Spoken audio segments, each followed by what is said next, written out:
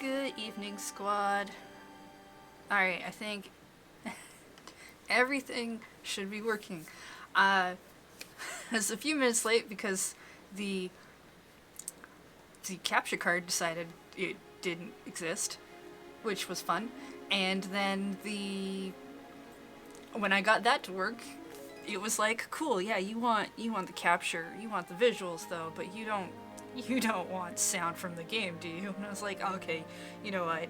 Yes, I do think the sound in the game is maybe not leveled out completely well, but come on.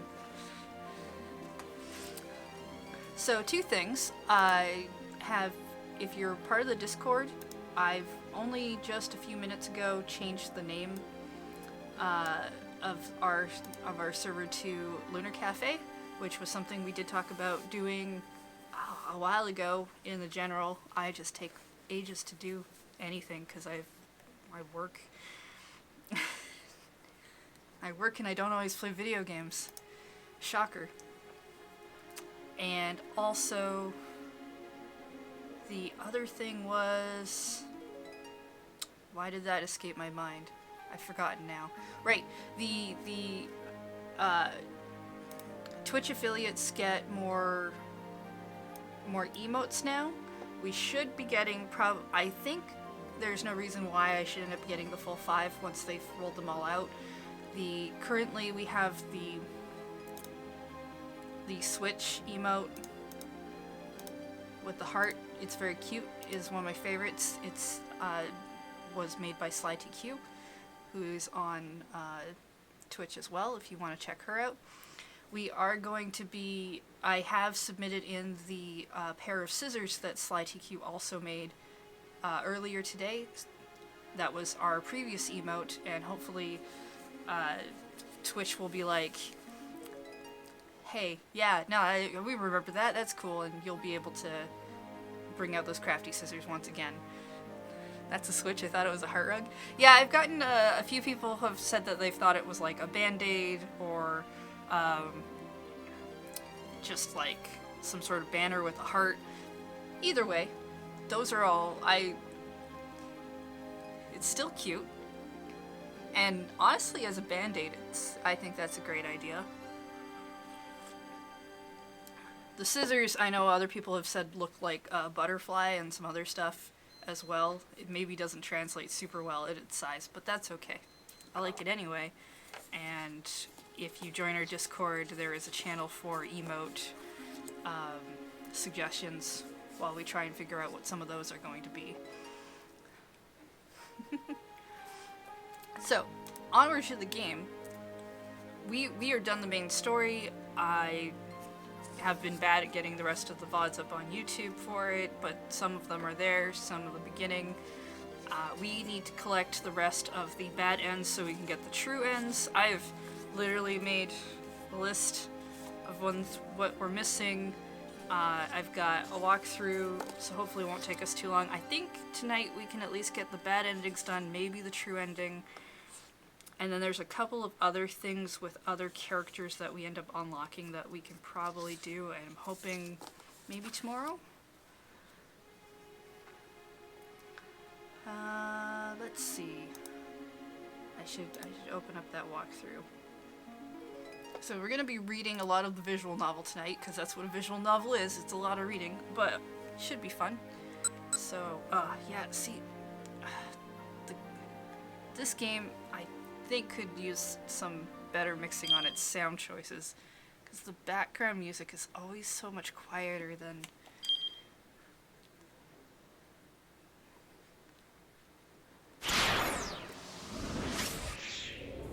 all the other noises. Okay, we need to get into the time chart. Show me the timeline. Thank you, game. I believe we're in the 1 o'clock. No, wait. 3 o'clock? 3 o'clock rock block. And we need ending 45. So we need to go to Achi's path.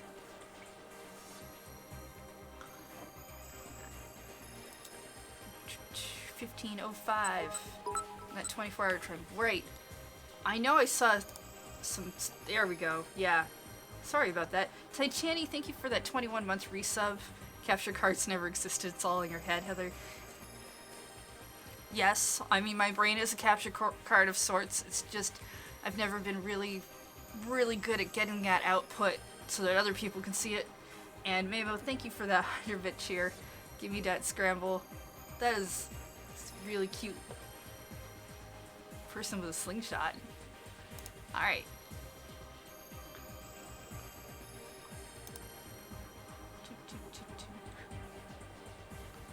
Uh, 1505. Hachi's Path. We need option A set. How does this work again? B is when I've... Yeah, the red highlighted one is the one that I've picked. The green highlighted one is the one that I haven't done yet. Right, so let's... Right, we're running away. Option A. Caught the girl in his arms. Oh, right, yeah. I kind of remember this. Wow, that's a really dynamic picture they took. The maneuver kept her out of harm's way, but the momentum swung her high into the air. She dropped a sheaf of papers she was carrying. No, her songs! Her poems? She was writing something. As luck would have it, the papers fell amidst the trash scattered alongside the road. Whoops, sorry. And she stopped to gather up the sheets of paper, noting that each one was adorned with some sort of writing. Here, looks like they kind of messed up, though. The pages had landed in some kind of spilled liquid. Most of them had gotten stained. No! It's alright, the girl said gloomily. No, I said that very cheerfully. It's alright, the girl said gloomily. You should just throw them away. It's not like I can sell them now anyway. Are you gonna sell them? Hitomi asked. We're sorry. You think you'll be able to redo them? Achi's their stationery store around here? Yeah, up at the top of Dogenzaki, Achi said. Here. Just have $50.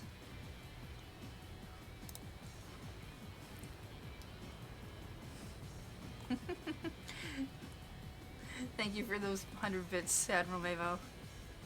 Yeah, the hand-drawn cheer icon is really cute. Took a 5,000 yen note from his wallet and offered it to the girl to buy new paper. I know I can't replace the stuff you wrote, but the girl eyed the money doubtfully. But it's fine. Go ahead, take it. Thank you very much. The little girl spoke with surprising formality, then she turned and headed up Dogenzaka. As she gathered up the trash and tossed it into a garbage bin before he and Hitomi continued on their way.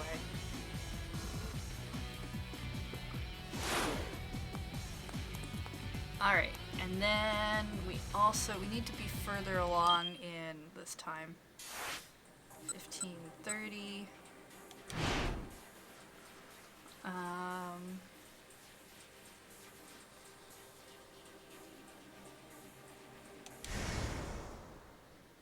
Option A. Rushed from the building. Dashed along in silence. And she felt like they'd been running a marathon. Come on, give me... Aha! Alright, okay, we're looking for the van at this point. That's kind of the problem with trying to go back and getting all the bad ends at this time. It's like, I don't remember exactly where we are. The blue minivan was still there, parked by the curb along the slight hilly incline. Leaving Achi behind, Hitomi started rushing up the hill. Alarm bells started to go off in Achi's mind. Someone from the kidnapping crew was in that van. It was dangerous. Right, and we need option A on this. Stay back, don't get too close. She didn't appear to hear his cries.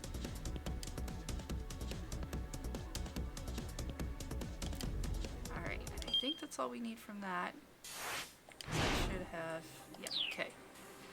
Ending occurs in Maria's path at 15:30.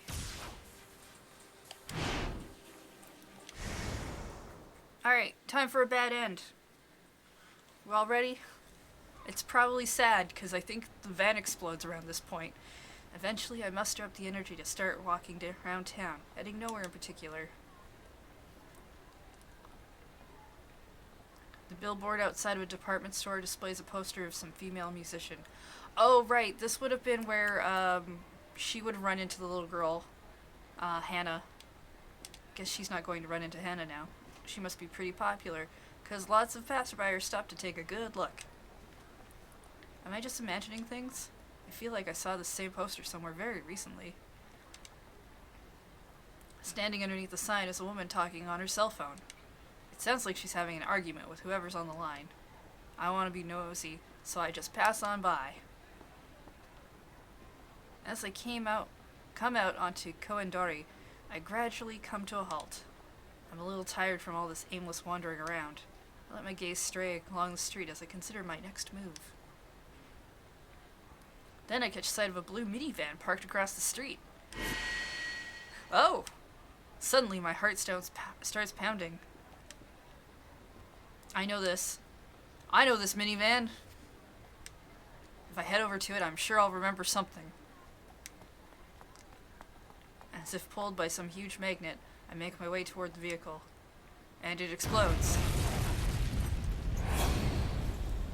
Yep. There's a sudden thunderous boom. I'm knocked flat by a blast of energy and the world goes all topsy-turvy. As I lie in shock, a wave of unfamiliar images fills my mind.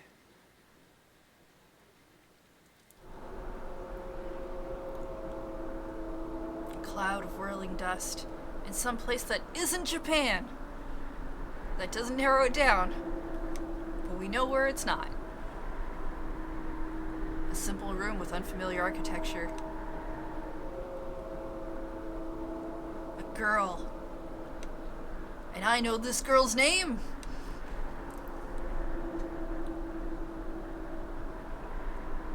Her name is Jedi Master... Nope. On the verge of that revelation, my consciousness fades away.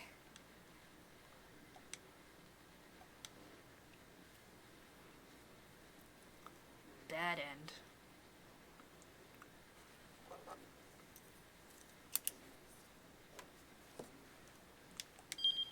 Maria arrived on Koendori just in time to get caught in the minivan explosion.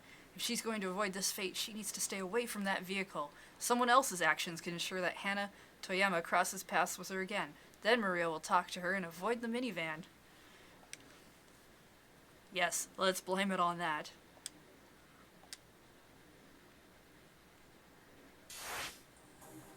Alright, we gotta go reverse some decisions. First off, this one. I guess I could have jumped to the actual decision point.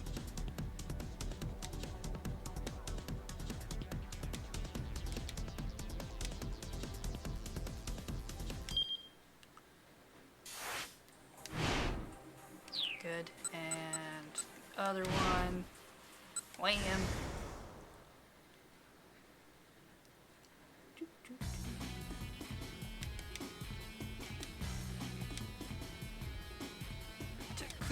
Quick leap to one side. So we don't crash into her, we tumble, and she's all right.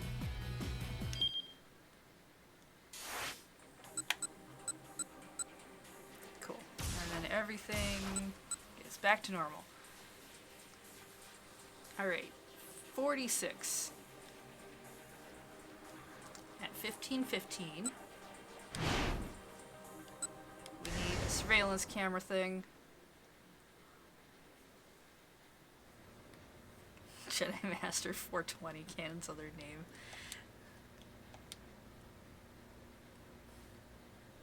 Oh, right, I remember, we kind of did part of this. We need to pick... That's right. This is like, let's check the surveillance cameras to see if we can find your sister. But instead we saw Yanagishita and the stuff that he was doing, and, well, it's just kind of weird, so I kind of want to watch him.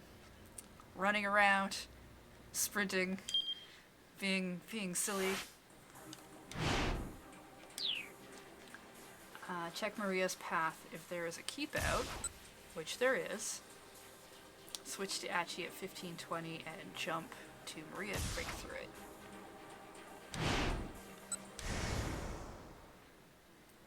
Right. Because Yanagishita ends up walking into Maria, and then we're just like, oh, sweet, we found her. Which seemed like a great idea the first time we did that. Until it got everyone dead.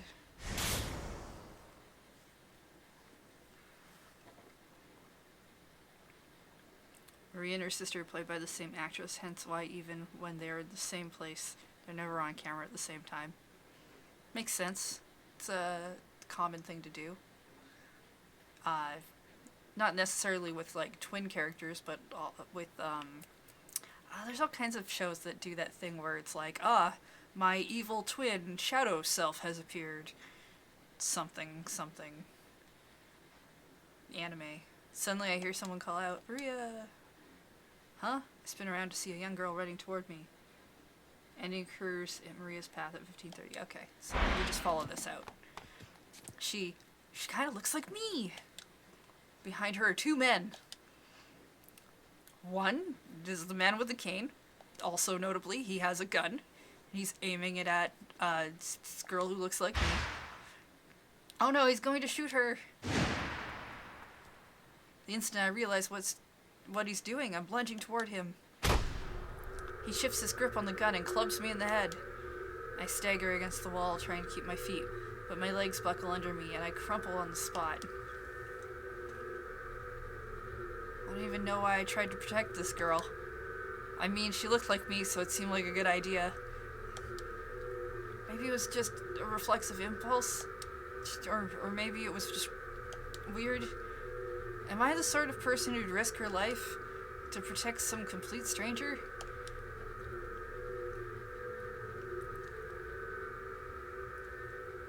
Apparently, yes.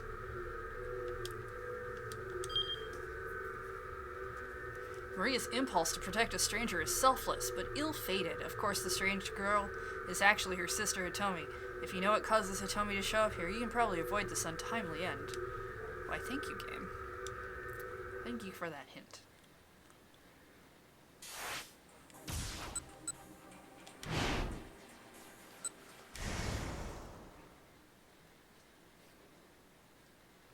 No, I remember this part when we played this game, because I was just like, yeah, let's just follow Yanagishita around. That seems like a bad idea, but this is funny.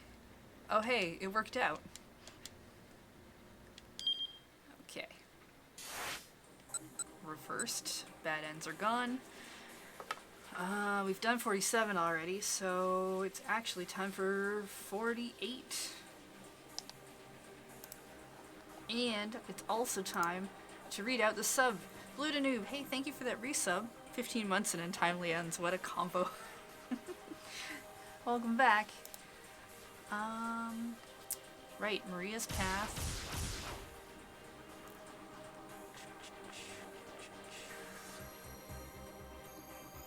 Right at the beginning.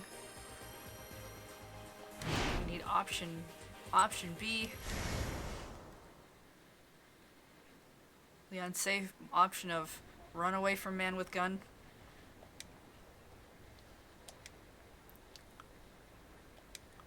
Alright, I need to do something about that gun he has and make a run for it.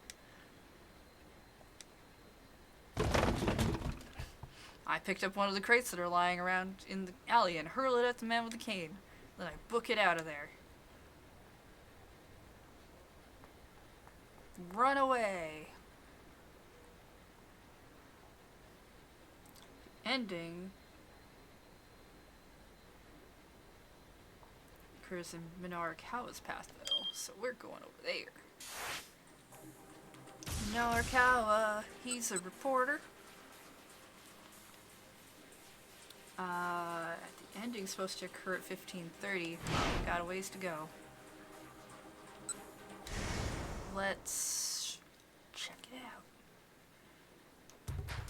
Honestly, most of these characters are great, but a good majority of them are people I would never want to run into and deal with in real life. Ah, yes. This would be the demonstration for Burning Hammer. You're the idiot, Buster. Minoru smacked Yanagishita right across the face. Ouch! Hitting him felt good. He decided to do it again. Oh, no. This isn't a demonstration. This is at the shop. Right, he stole his laptop. Minoru shoved Yanagishita toward the shopkeeper. Hand this guy over to the police, he said. Eep. No, not the police, Yanagishita pleaded. Can it, you thief? You tried to rip me off and you have no idea how much is riding on my work. You deserve 10,000 deaths. Fun fact. Honestly, you'd think that dying once would be sufficient. Thanks, game. 10,000? Isn't that taking things just a little too far? I'm sorry already, I give up. Finally, the guy was ready to surrender. Minoru let his guard down for just a moment. Like hell I am. Switching gears in an instant, Yanagishita took off running at full speed. This again? Get back here. Minoru was already in pursuit. Dude, you've got work to do and you got your laptop back. Go back to work. Your friend's not gonna save himself. He stuck with Yanagishita as far as Koendori before losing track of him. The guy sure knew how to make a getaway. Breathing hard, Minoru stopped and took a look around the area. Oh no.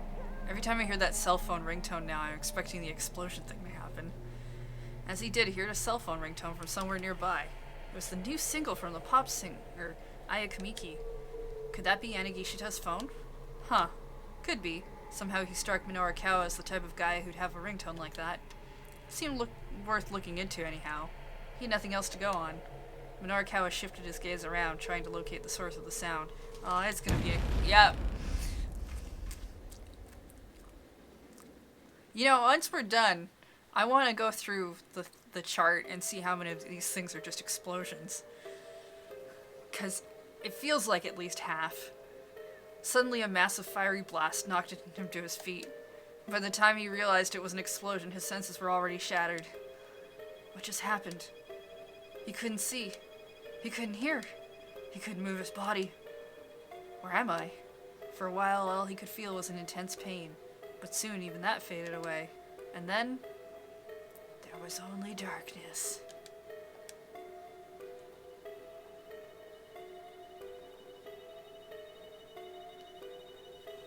And a bad end screen. Chasing Yanagishita led Minoru to the wrong place exactly the wrong time. This wouldn't happen if Yanagishita hadn't run when he did. If the MMA fighter, Miku Morita, comes into the knick-knack shop, she'll interrupt their argument and things might turn out differently. Turns out explosions are super not safe.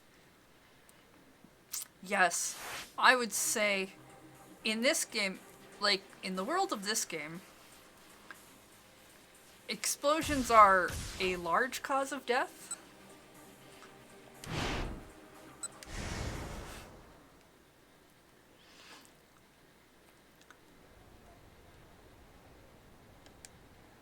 Like, statistically speaking, it just seems like most characters are going to die in an explosion.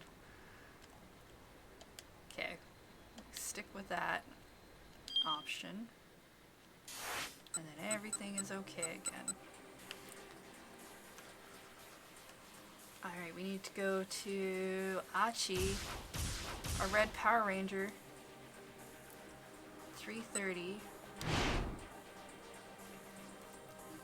That guy. Choose option A.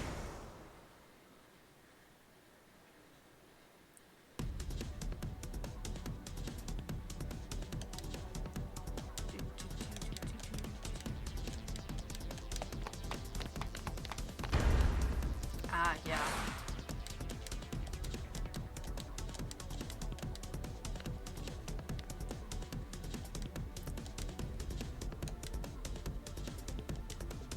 Oh, shoot. No, go back. I wonder if there's a way to get Osawa exploded. I would assume probably in the last chapter, definitely. Though, we don't have control of his character at that point.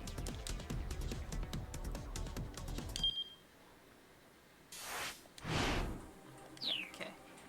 Ending occurs in Maria's path at 1535. This one.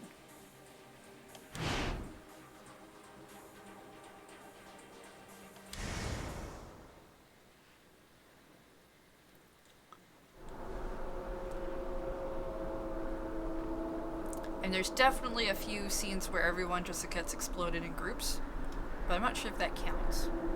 The raging heat makes the air shimmer. The scent of dry sand fills my nose. You don't want dry sand in your nose. A gust of searing wind tugs at my hair. Where am I? I'm in some sort of flashback.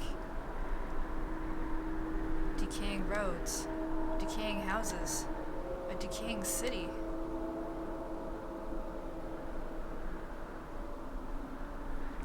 And the people who live there. People who live. People who live. People who live. There's someone by my side. Someone is with me, watching all of this. It's talking about you, Chad. Game knows. It's a girl. The person with me is a girl, slightly younger than me.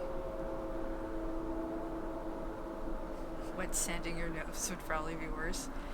I mean, I don't know if I want to choose either option if I was given a choice. Sand can be in your nose. Would you like the dry kind or the wet kind? The no kind? She says something to me. Anna eats me.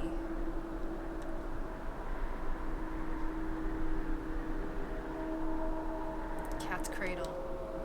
That's my voice now. Cat's cradle? Whose voice was that?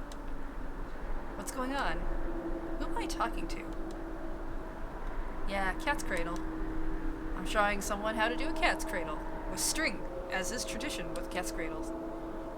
But who? Who am I showing how to do a cat's cradle?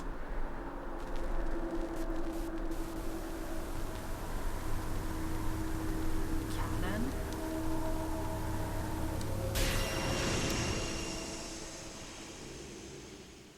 The word cannon echoes in my head.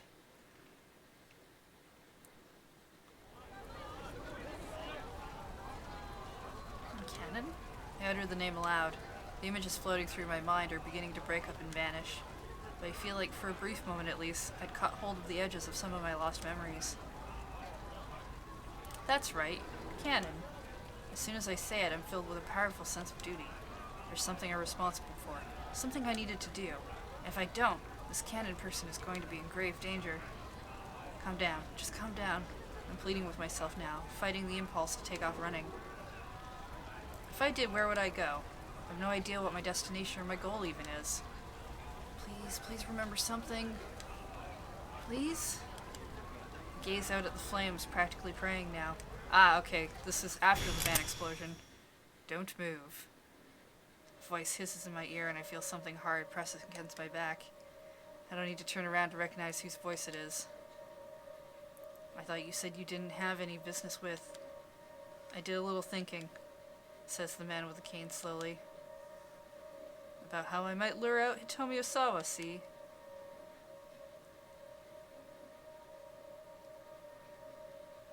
I'm going to use you as bait.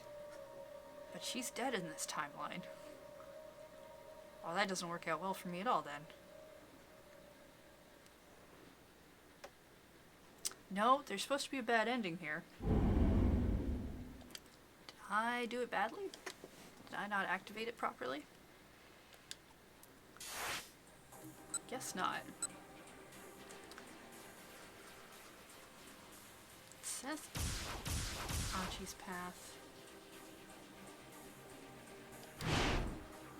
Option A. We have option A. Then it says ending occurs at 1535.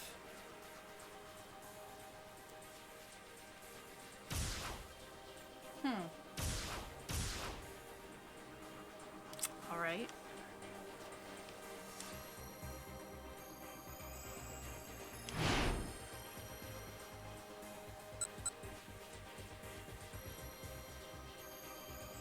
I have option A picked. Is there a different thing?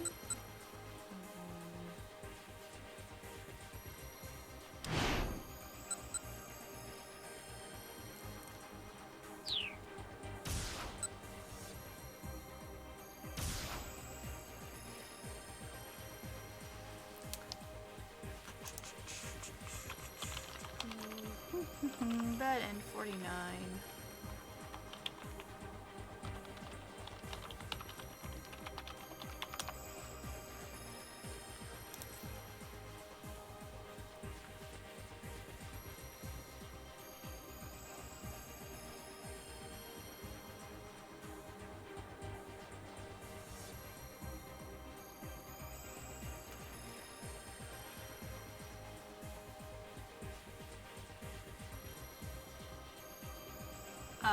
Okay. That's not. Go to Achi, 1530, select A, switch to Minorikawa.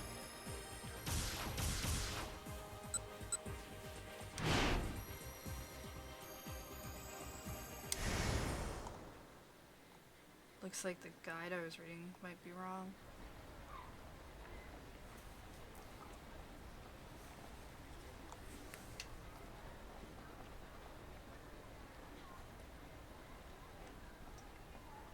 Double check.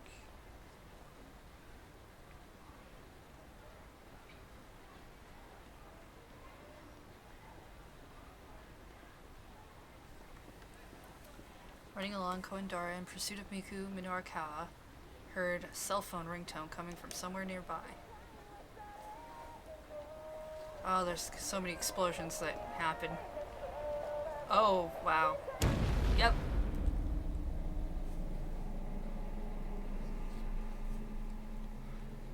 Suddenly, a massive fiery blast knocked him from his feet. Deafening roar. What was that? What's going on? He lay in a daze on the ground, trying to wrap his mind around what had happened. He smelled the foul scent of burning rubber. Yeah, burning rubber does smell pretty gross. Then came a sound of quick footsteps rushing up to him. Mr. Minorikawa? A voice called out to him as if across an impossible distance. Mr. Minorikawa! Was that Miku? He forced his eyes open and saw Miku looking anxiously down at him. Mr. Minorikawa! Miku? Those things I said earlier, I'm sorry. I went too far. What are you talking about? That's not important right now. Miku choked back a gasp and Minorikawa realized he had blood leaking from his mouth. His body wouldn't move and his mind was reeling. What? What happened? Tell me. Miku's voice was dry and hoarse. There was a minivan. It exploded. Exploded? A minivan exploded on a city street? That sounded like a terrorist act.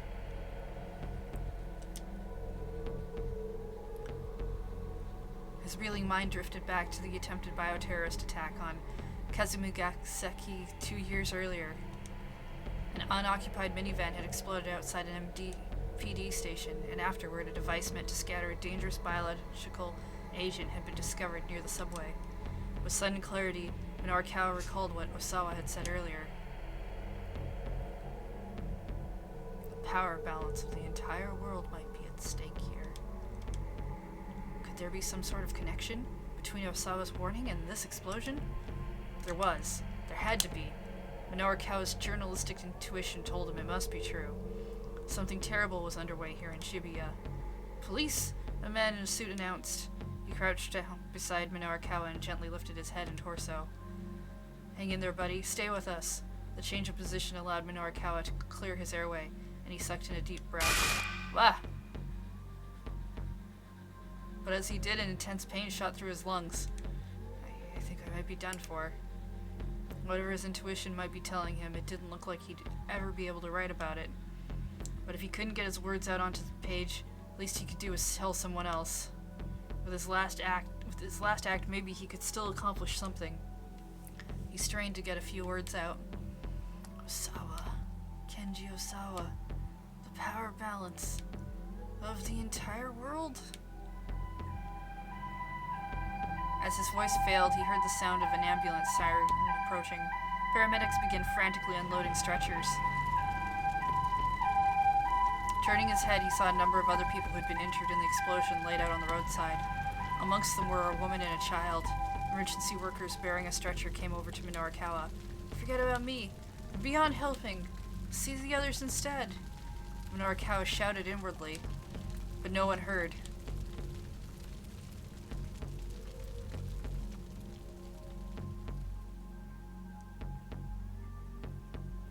There we go. Yeah, okay, that walkthrough is not correct about how that ending works. That's okay, because we figured it out. Minorikawa chased Miku as far as Koendori, only to be caught in the blast when a minivan suddenly exploded. A few simple words can change his fate. Someone who shouts something at 15:30 needs to change what it is they shout. If Minorikawa hears something that grabs his attention, he may not get too close to the explosion. Maybe he wouldn't be exploded. Explosion is a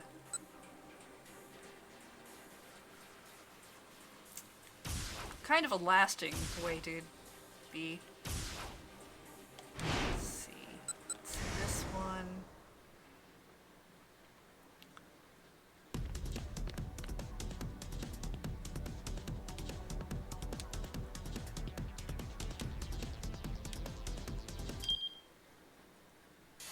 And that should fix everybody.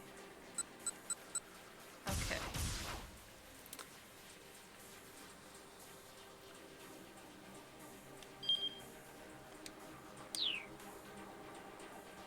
My list says we have number 50 already. Oh, hello, frame drops. What you doing? Why you doing it?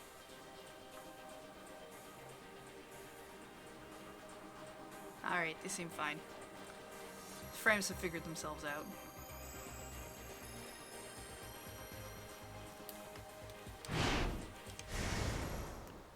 Just want to double check that I have 50.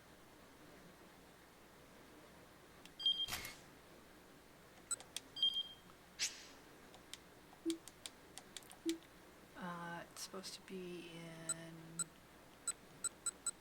your path.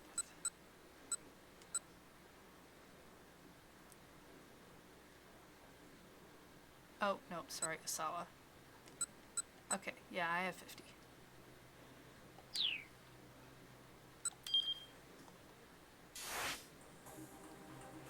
But I don't have 51.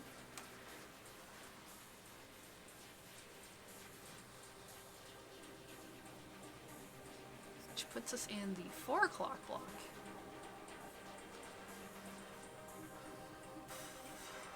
Achi. 4 o'clock.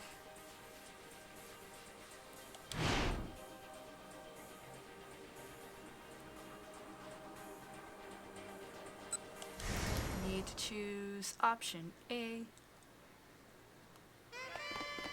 Ah, yes, them bad studs of Shibuya boys.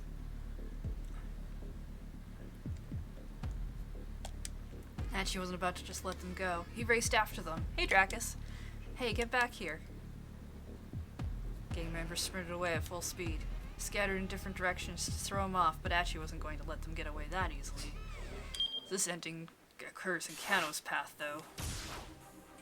At 16:20.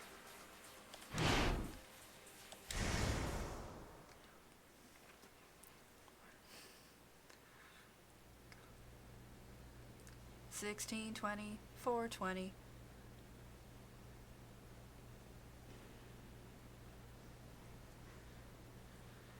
Smoke, 69, every day. Kano sat down in a chair in the hallway in a bit of a daze. He found himself holding the present Sasayama had gotten for his wife. I have to do something. I just don't know what I'm supposed to do. His restlessness gnawed at him like a rabid animal. Hey, Kano.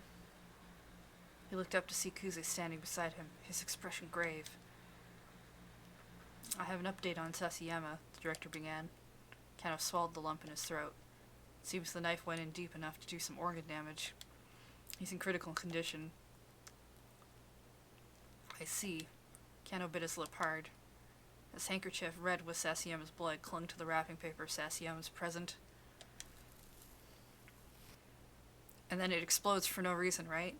Kano peeled it away carefully so as not to tear the paper beneath. "What's that?" asked Kuze. "Sasayama had me hold on to this for him. It's a present for his wife." "Ah, I see. Sorry, Director Kuze, for ignoring your orders." Kano's eyes remained fixed on the gift as he spoke.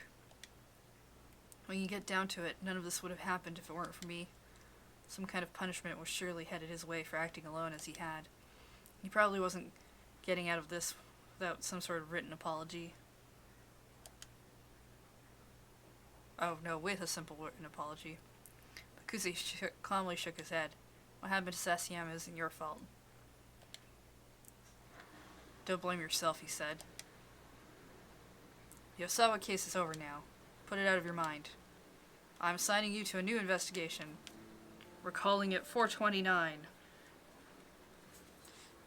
Kano heard no blame in Kuze's voice. "There was a fatal car accident over in Nanpidai. The culprits have turned themselves in, I hear. I'd like you to go take their testimony. Fun fact, taking a testimony is to ask about the circumstances and details of a given event or situation.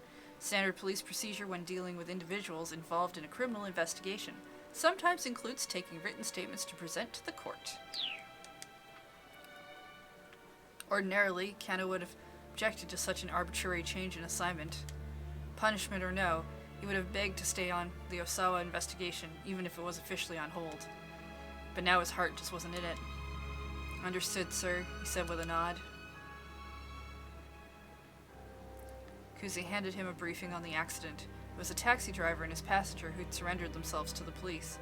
"No, don't make it Taxi Man." "Better not be Taxi Man. I like Taxi Man." Kano leaped through the paperwork as he headed for the interrogation room. Being immersed in the hustle and bustle of the Criminal Affairs Division felt like a return to normalcy.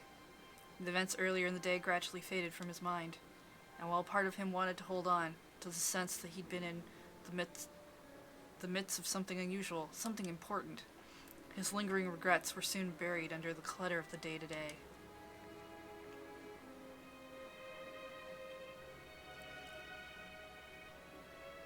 Accident questioning. Calling an end to the kidnapping investigation, Kuze reassigned Kano to look into a fatal car accident. "But you can't give up here. The Osawa case hasn't been resolved at all. The taxi driver and passenger who turned themselves in are none other than— No, it's Taxi Man! And Minorukawa. If the two of them can avoid causing an accident, Kuze will have a different story to tell."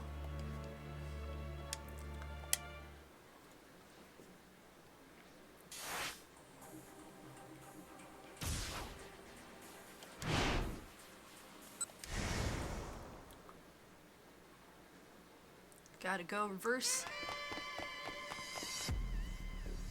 Well, actually...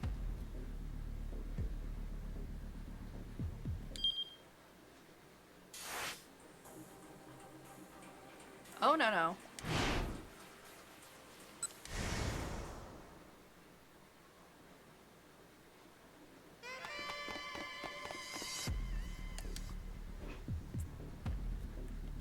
This is correct. I need that choice. So I can go to... There should be another choice. Here it is. So this one exists.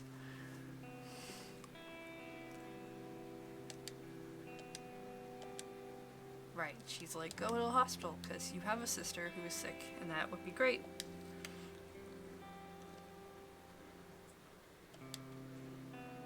And I'll remember it when this is all done. Achi, sorry, I've made up my mind. We can go see Suzuki after we've rescued your sister. So we didn't go to the hospital. We went to Endo Electronics. But our ending is somewhere else. It's here, in fact. It's still Kano, it's just later. Hey, Fickle Muse.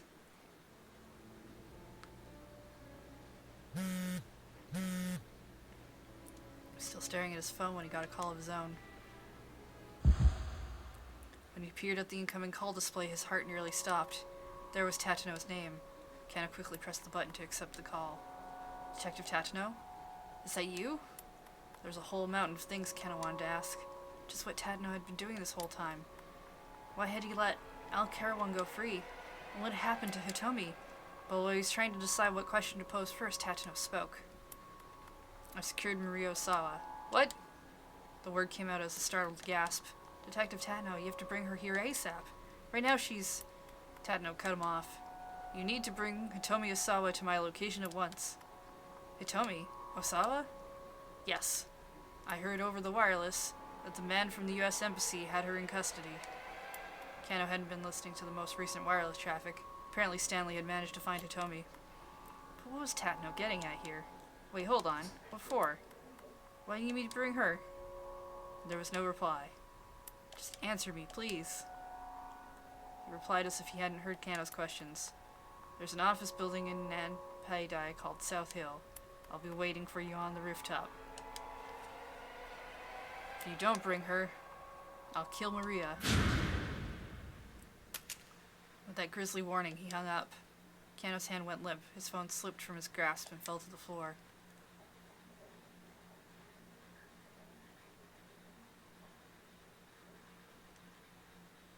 He needed to get to Tatano and find out what was going on. He started running, alone, toward Nanpai, taking the quickest route through the back streets and alleys. He'd almost made it to the South Hill when he spotted 3 foreigners in a narrow alley ahead. They were scanning the area as if searching for someone, and when they noticed Kano, they started running right for him. Hello. They were all dressed in the same kind of black clothes Al Carawan wore. Kano recognized them at once, syndicate members who had been taking part in the ransom relay. In a matter of moments, they had him cornered. Out of my way, he said, I'm in a hurry. But either they didn't understand him, or simply didn't care to respond. Instead, they moved in to attack, pummeling him with fists and kicks. Punch, punch, punch, kick, kick, punch, punch. It was 3 against 1. Kano didn't stand a chance. Although he tried desperately to protect himself, soon he was sprawled out on the ground like a used and tattered rag. The men left him where he fell. As they jogged into the distance, he could see them searching again. The deserted alleyway grew quiet as the storm's aftermath. I need to get to Tatano. He strained to reach out for his cell phone.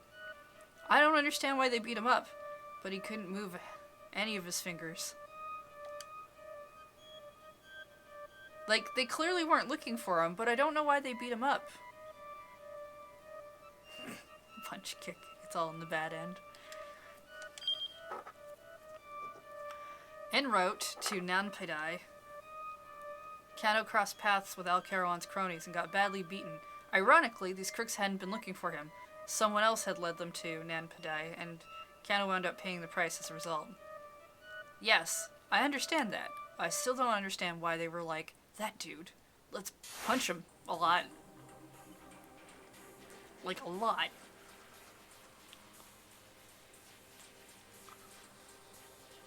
So...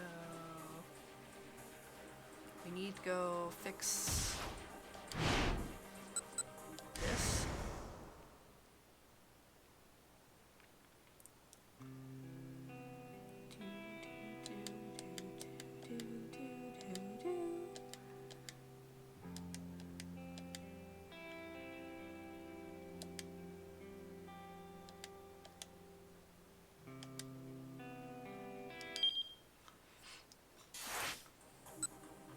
Everything's great.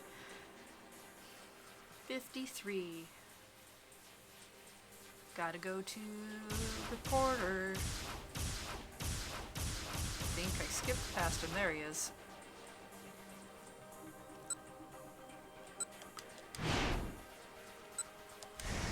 First choice. Option A. Man, oh, this is gonna be another Kano ending. You've forgotten your passion. You need to get that back. Yeah, that was his only option, really. There's a second choice, and I need to pick a different option for that, too. He needed to turn back the clock, to reclaim the fire that used to burn inside him. And he knew just how to do that. Before he could, however, a young man stumbled across his path, taking a nasty fall on the pavement. Ah, that hurts! The youngster scrambled back to his feet and turned to Minorikawa with a snarl. Ah, yes. You.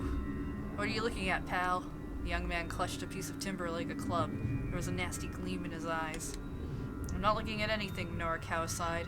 I just happen to be looking your direction. Shut your yap. Apologize! Now! The punk raised his cudgel. What for? You tripped me, man. Ain't you gonna apologize for that?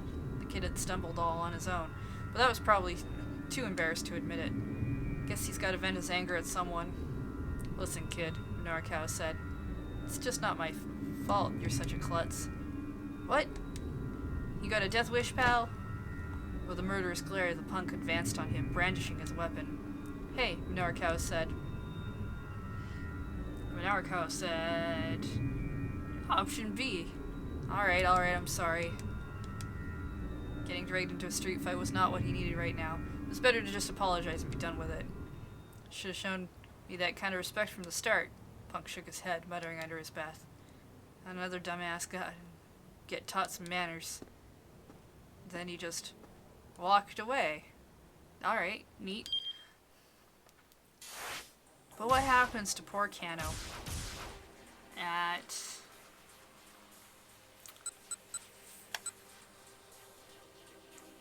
4:40?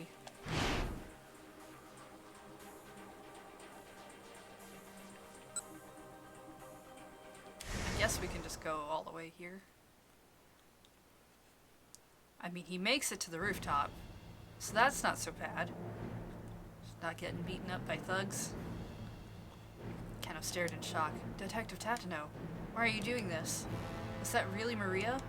Tatano responded by removing the young woman's blindfold. With her blindfold removed, Maria slowly opened her eyes.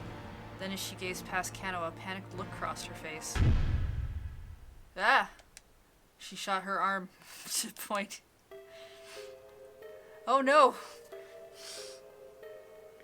I thought this was going to be silly and it's not. Kano whirled around in surprise. There was a man. This one. On the roof of the building across the way, who looked like he was getting ready to jump. Why now? Kano thought to himself, but couldn't just stand idly by while someone committed suicide. He felt a pang of disgust when he saw Tatano take in the situation with an indifferent glance, but make no move to help. Detective Tatano, I'll be right back, Kano exclaimed. We can finish this after. Without waiting for an answer, he raced to the other building. When he got to the second rooftop, the man was still there, staring down at the ground below. Don't do anything rash, Kano warned, hurrying toward him. When the man gave no response, though, Kano quickly halted. The stranger was still several meters away. Kano braced himself, ready to lunge for the man if necessary. Let's not be hasty. Nobody's gonna be happy if you jump. Still, the man said nothing, simply gazing out at the sky. Surely he could hear Kano now. The detective continued, keeping his voice low and conversational. I've got a coworker. He's one of the most absurdly devoted husbands you could meet. All he does is brag about his wife. The man continued to ignore him. He was stabbed in the belly earlier today. He's in the hospital right now, on death's door. He was happy, but now his life might get snatched away from him anyway. Still, the man appeared unmoved. And as if the words weren't even reaching him. Don't you think it's a waste to just go and throw your life away? Kano waited for the man to respond. The stranger took a purposeful stride away from the fence toward the roof's edge. He steps out. We spring forward, grab his wrist. Okay, cool. He yanked the man back from the edge, getting a blank stare of response. Don't go wasting your life like this. Ordinarily, Kano would have stayed and talked until he was sure this guy's death wish had passed. There wasn't time for that right now. Maria was just in as much danger at the very moment. Whipping out his handcuffs, he shackled the man to the fence. What? I promise I'll come back. Please just stay alive for a few minutes longer, okay? Kano left the man staring in bewilderment and raced back to the South Hill building.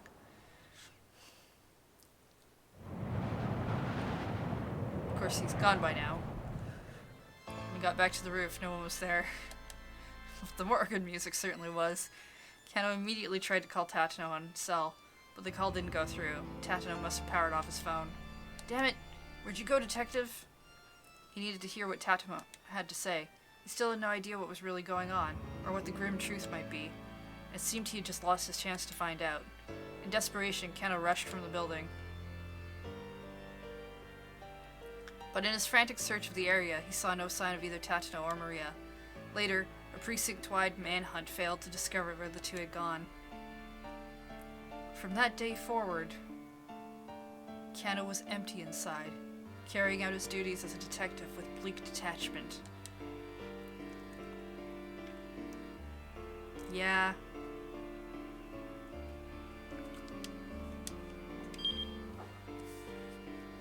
When Kano caught sight of a man about to commit suicide, it was Minoru Kawa. He couldn't ignore the situation and impulsively rushed to the rescue, but lost track of Tatano and Maria as a result.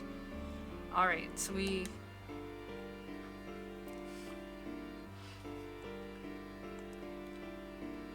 need to go reverse those.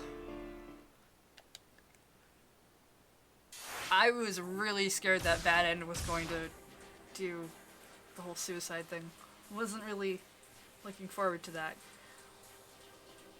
So we need to go fix these choices. I like the silly bad ends, like the one about cat space. Cat robot. Something. It's weird. But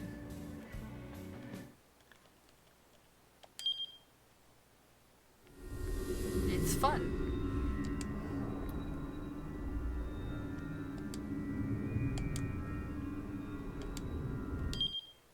Alright, so that should fix that. And for 55, we need to go to Achi. We need to pick the thing that gets him run over.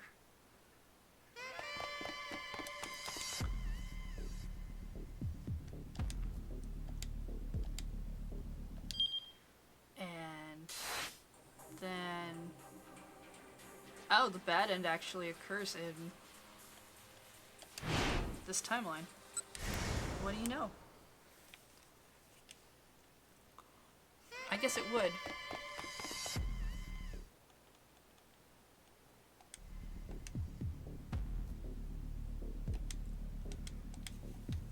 Alright, so racing after these gang members.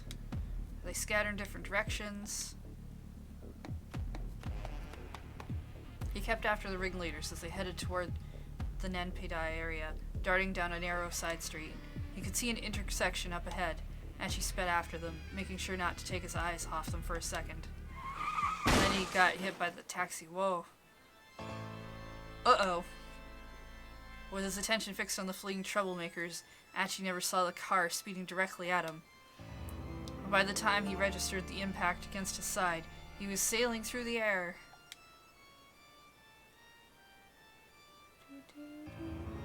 He crashed to the pavement, skewed to a stop, and laid there struggling to breathe. As he watched two men get out of the taxi that had hit him, Achi thought to himself, I'm going to die here. Achi, you've died several times. He'd been too careless. It was too late to walk that back. He could hear the sound of his own heart beating all too slowly. And then he heard it stop. I don't know if... does Dachi die the most? Maybe. He might. We could definitely figure out who has the most bad ends by looking at the chart. In his headlong pursuit of some SOS troublemakers, Achi ran right in front of a speeding taxi.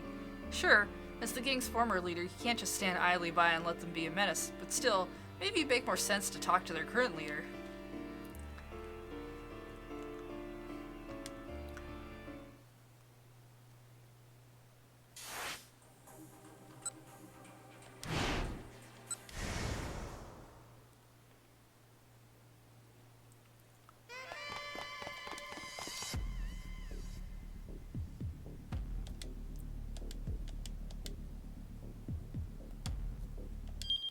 Alright, fixed.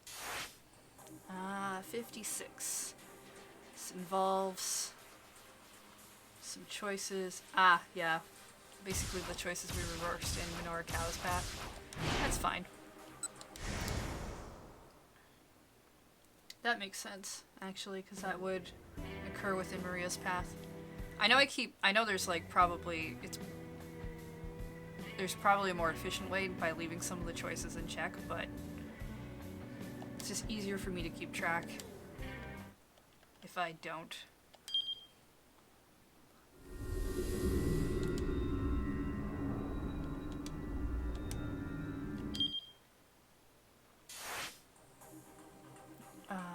Ending occurs in Maria's path at 1640. That's correct? That's correct. I mean, given how many coincidences they all need to have happen to make the story actually work, they're all lucky they get out of this thing alive. Detective Tatno, where are you? A man's voice suddenly snaps me back into the moment. It's Kano. I've come as you've asked. The gunman grabs me by the arm and yanks me to my feet. Where's Hitomi Osawa? He snarls. Why didn't you bring her? Detective Tatno, why are you doing this? Is that really Maria? My captor removes my blindfold. The first thing I see is the sky overhead. It's so bright that I have to lower my eyes, and then I spot someone in the distance. It's a man. There's a man standing on the edge of the roof of the building across the way. Ah! Momentarily forgetting my own situation, I cry out. Huh? The young man in front of me turns in surprise to see where I'm pointing. A man across the way is staring into the streets below, looking like he might jump at any moment. Detective Tatno, I'll be right back. We can finish this after. The young man takes off, disappearing down the stairwell. My heart pounds nervously in my chest as I gaze across at the other building. Then my captor, Tatno, as the other guy called him, grabs my arm. Let's go. Huh? Are we heading over there too?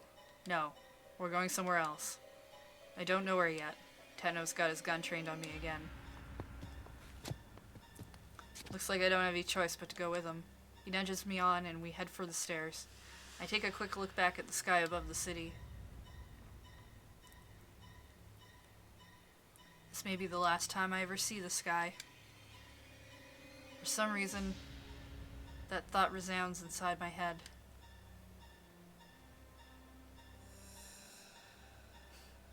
We may never know. Well, I mean, she's infected with a virus that we may or may not know about at this point in the story. Yeah, okay.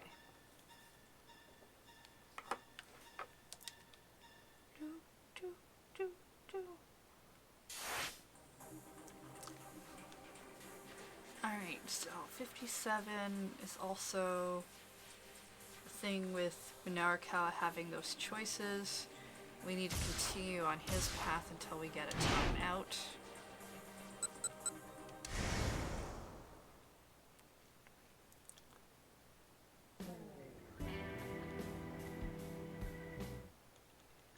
Let's see how much of this I can skip. About that much.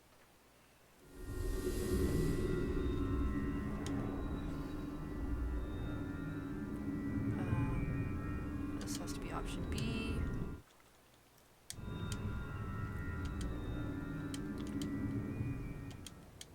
He is happy because we apologized to him, and so he leaves.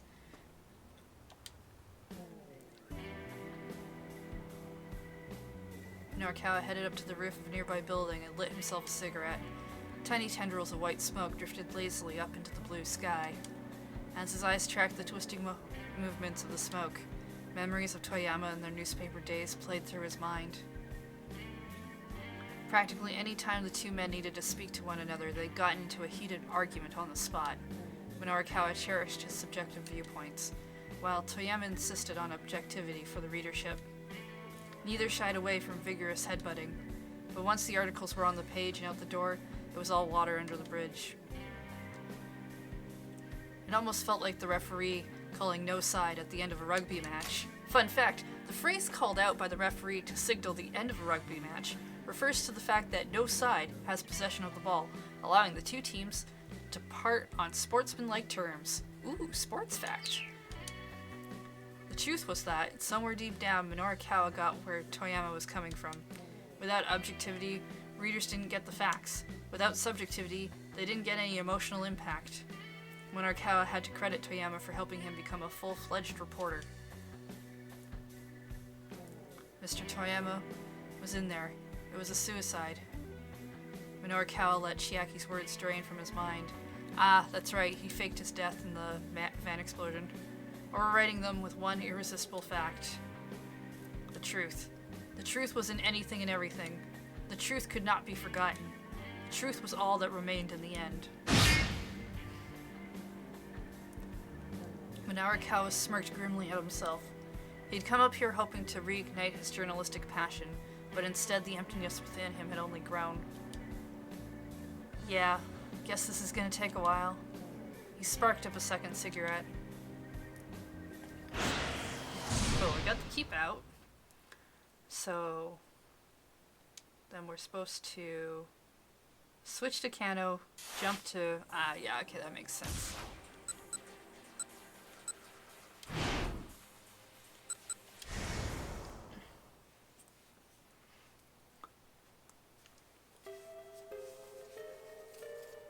So we see the man on the roof.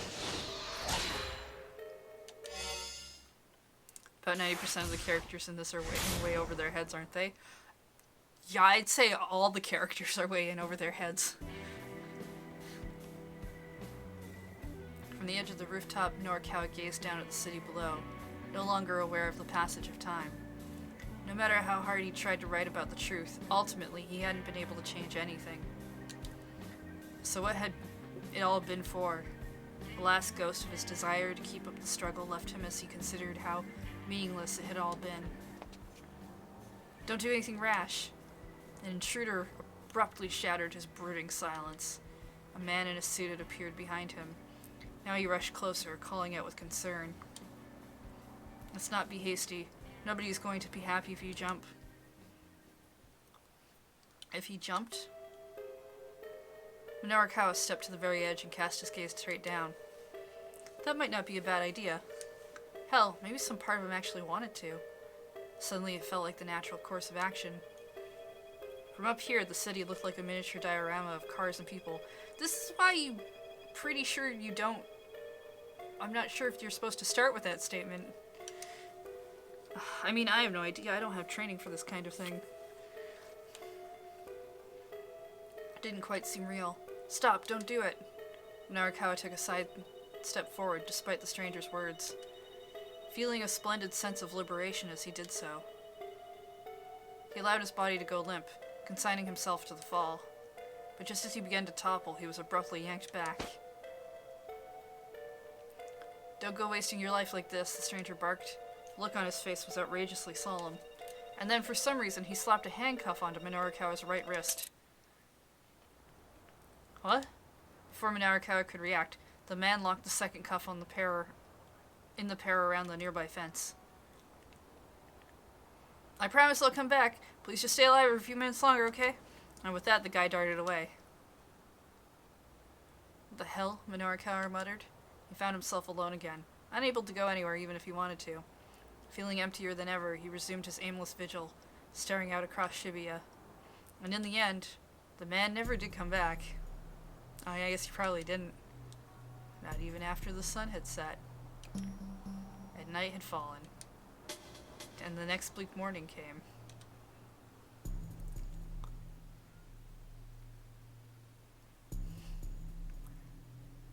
Abandoned. Oh, that's real sad. Some guy, it was Kano, showed up out of nowhere, handcuffed Minorikawa, then left him to languish on the rooftop. It had looked to Kano like Minorikawa was contemplating suicide, an understandable mistake under the circumstances. Maybe now isn't the best time to reminisce about the past. Yeah, that was real sad.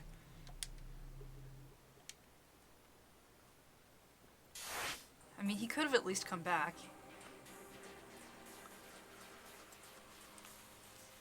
Alright, 58.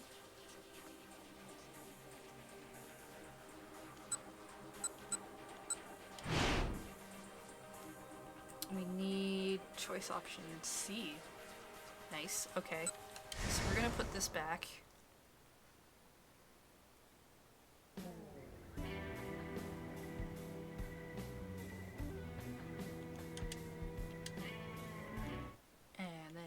to choice, fun. Fight, yeah. Bad ending happens here, so this doesn't go well for him. Bring it on! Fight me! The punk swung his wooden club without a moment's hesitation and struck Minorikawa in the shoulder, knocking him off balance. Whoa, okay, don't really bring it on. Now it's too late for takebacks. The nasty little grin, the young fellow swung again, then again, catching Minorikawa in the arm and side. Yeah, I knew that was a bad idea. Only when the journalist was curled into a battered ball on the ground did the kid finally let up. Heh. Good to get a little warm-up in before I take down the other one. Weapon still in hand, the punk marched off toward Dogenzaka.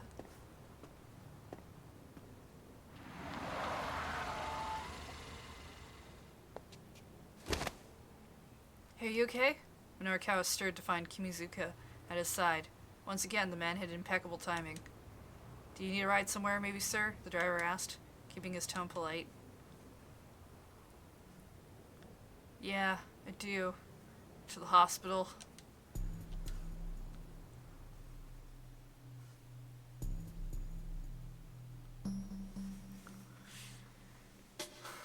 Pummeled. I mean, that's accurate. Hot-headed young punk beat him a lot. Maybe our reporter friend shouldn't be quite so confrontational. I mean, yeah, it's just a bad idea. Okay, looks like I can finally put you back to normal. Or rather to the better options.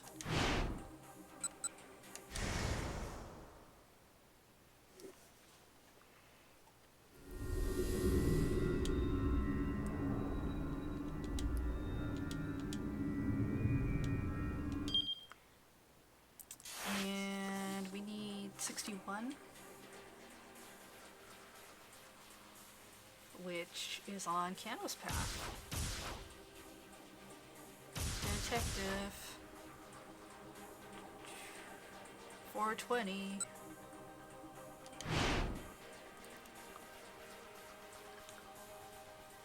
Option B.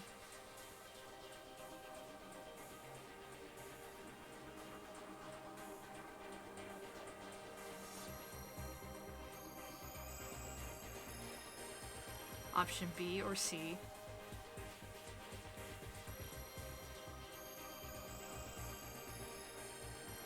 Okay, so none of the options I actually picked. Why does this say...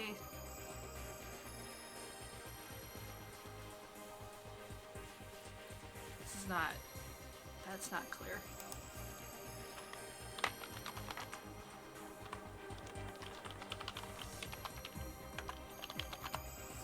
Directions unclear.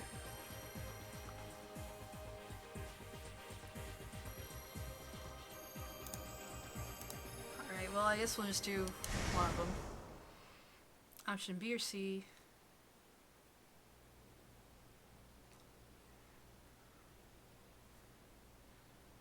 Right, releasing the name.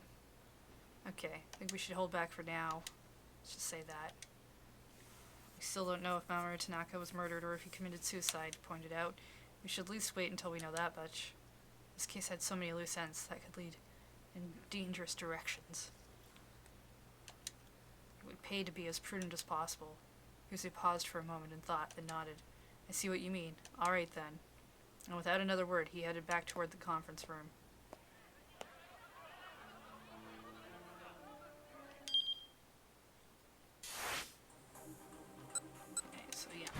This one.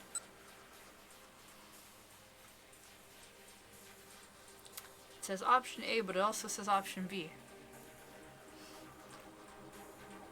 But then the bad end is supposed to just happen, so I think it might actually be option B. Let's see. Case of guide, dang it. The guide says, like, Kano's Pass 1625, option A. Kano's Pass 1625, option B.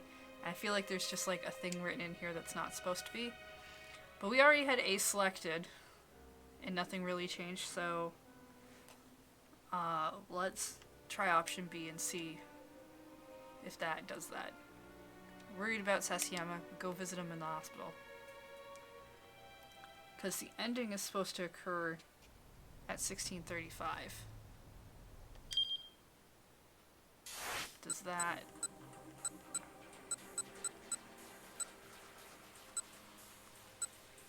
That doesn't seem to do it.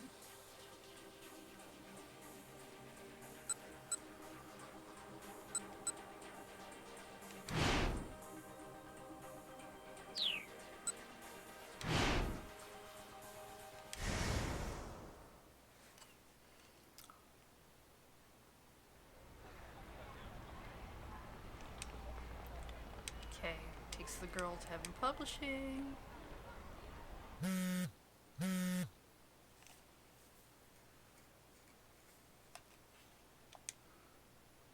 Phone rings. It's got Tatno's name. There's a whole bunch of things he wants to ask him.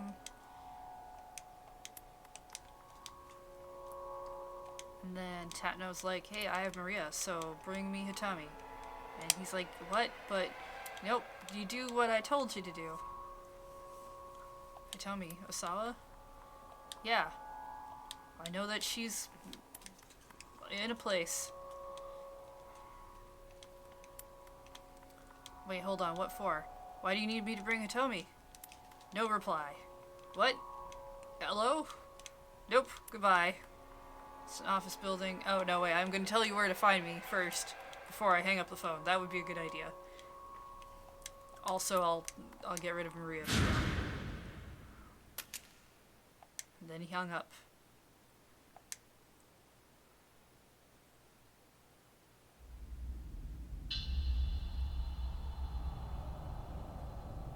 Kano went to the South Hill in Nanpaidai alone.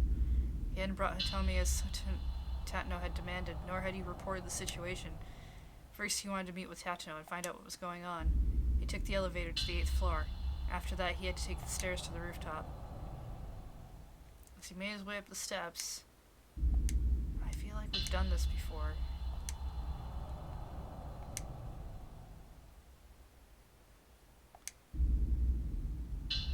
Stepped on the roof.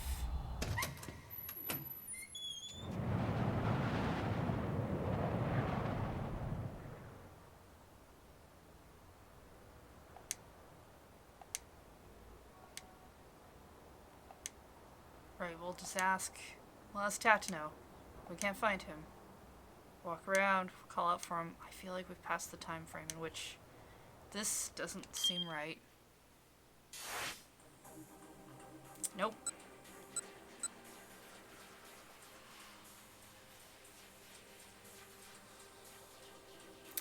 Alright, well, let's go back.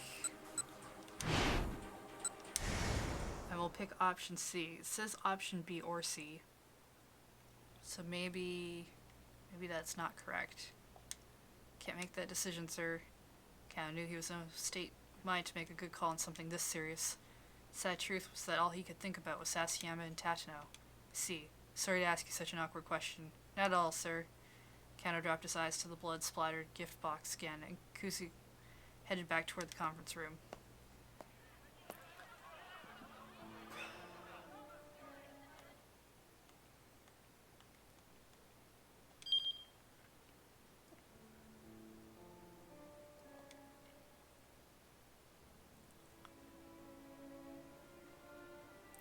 Okay, we're gonna pick option A because it's the first thing that's written. See what happens.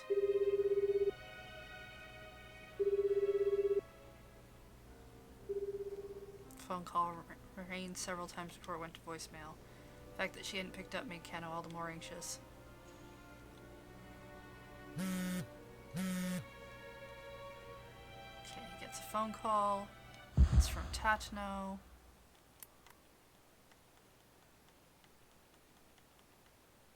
Nope, that doesn't look right. Alright, let's try. Let's go back to the decision, try B.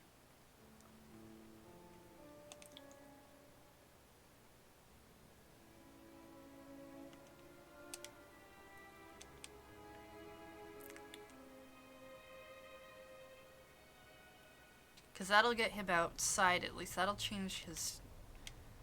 sort of his situation.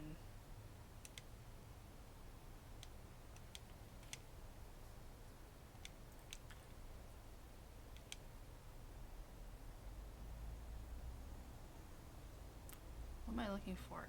Oh! Okay, wait. No, the ending's supposed to occur in Minarakawa's path. I'm reading this wrong. It's partially my problem. So, that should be fun.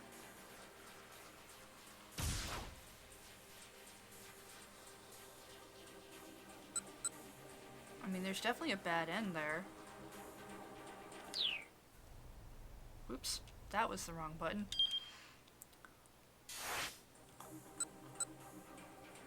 What choice do I have this on right now? B.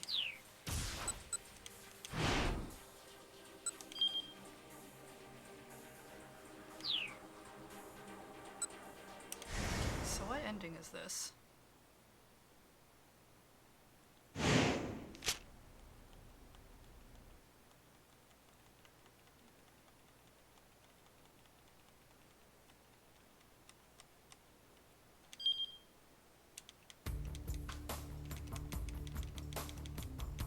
This looks like we've already gotten this one before. One where they catch Hannah.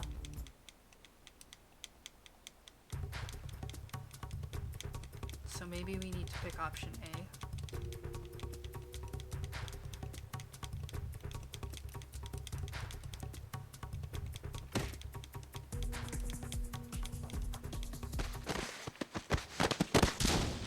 Ugh. Sound effects. Foley's pretty decent in this game.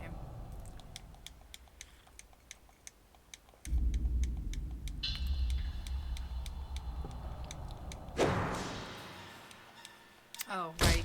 Ugh. She was in the face. Yeah, I remember this ending. Just want to know what number it is.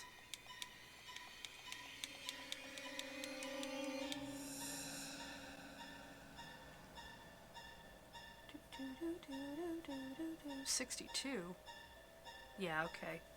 So maybe we... maybe we need to choose option A in that second part.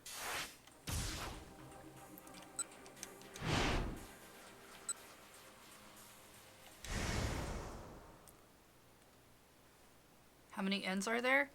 85 bad endings. Then there's a good ending. Then there's a true ending. So 87-ish? Give or take? At least that's what I've got. Alright, yeah, so if we pick decision A, that means he doesn't find Hannah, which means they don't see Hannah, which maybe, yeah, I guess maybe changes. Oh yeah, no, this would change it, because it's, that means the release doesn't happen. Yeah, okay, this has to be right.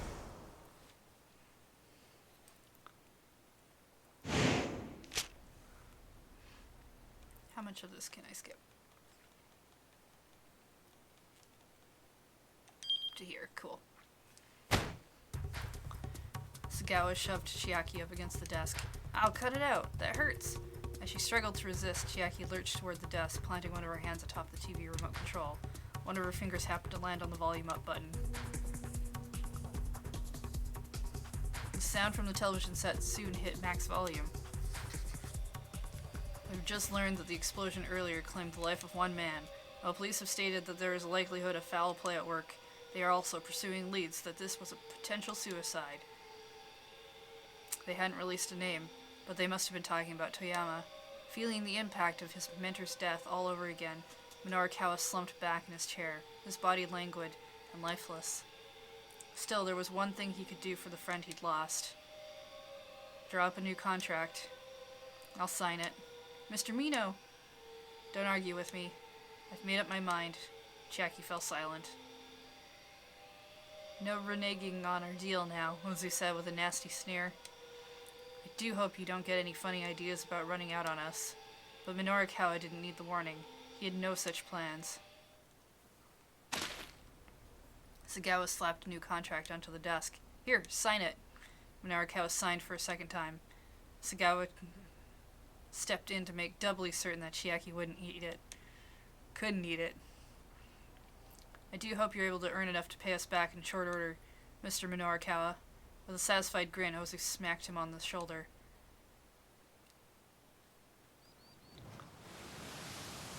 Ooh, video. Minorikawa stood on the deck of his ship, set out across the rolling waves. In order to pay back the loan as soon as he could, he'd had to quit his financially unreliable career as a freelancer. For over a year now, he'd been sailing the seas, tossed by wind and waves as he went in pursuit of his new goal. But as Minorikawa gazed out over the vast wild ocean, his eyes shone with the self-same gleam that had lit them in the days as a reporter chasing after the truth. With pen exchanged for fishing rod, he sought a brand new destiny. Forge onward, Minorikawa. For the diamonds of the sea. The rare bluefin tuna. Okay, that one was real good. A man of the sea. Ah, good, we caught down 61. We got 62 and 63, so we can skip to 64. Minorikawa took on Toyama's old debt, was forced to set on a new life at sea. But was that really Toyama who was killed in that explosion? Minorikawa's future might turn out differently if he hears who was actually inside that minivan. Yeah, I've got another...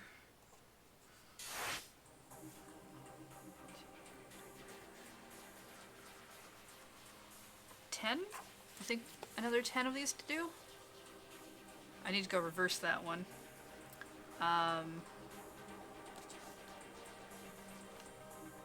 We fix that on Kano's path.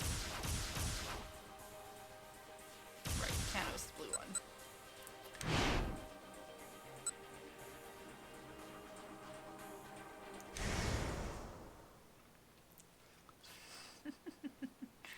I do like the sillier the bad ends that aren't like super bad for the one character.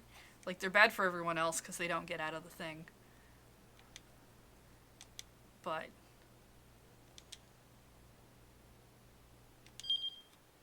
do I need to change that other one?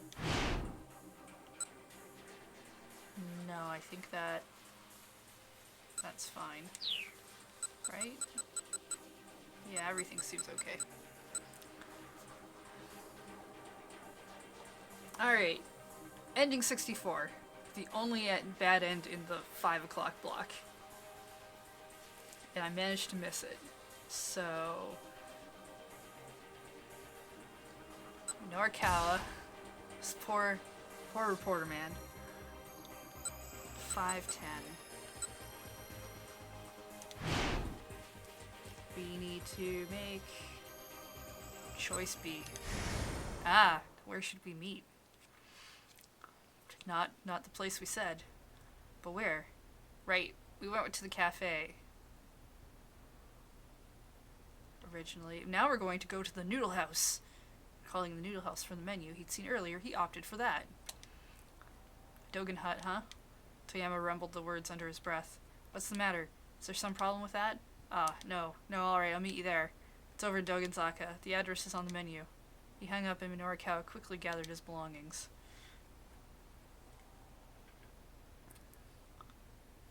Alright, and his bad end is supposed to happen at 5:35. Oh, now I have to go through the whole thing?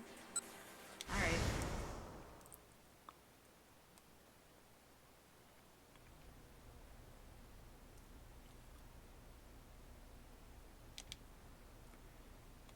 How much? Nope. I do have to go through the whole thing. Alright.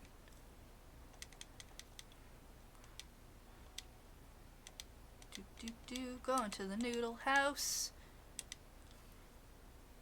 Chiaki, how's that copy coming along? Well, almost done? Just a little more, I think. Alright, bring your computer and come with me. I'll read over what you've got so far. Minorikawa waited as Chiaki got ready to head to the cafe. Wait, the cafe. Didn't I choose?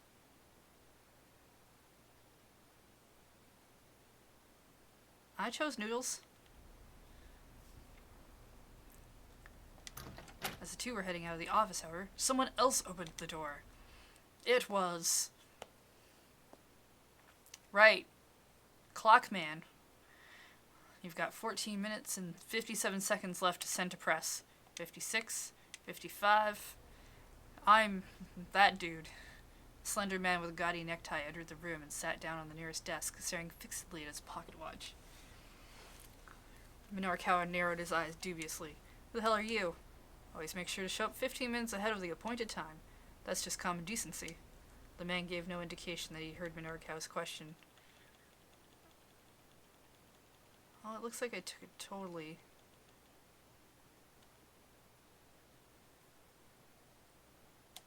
Go forward.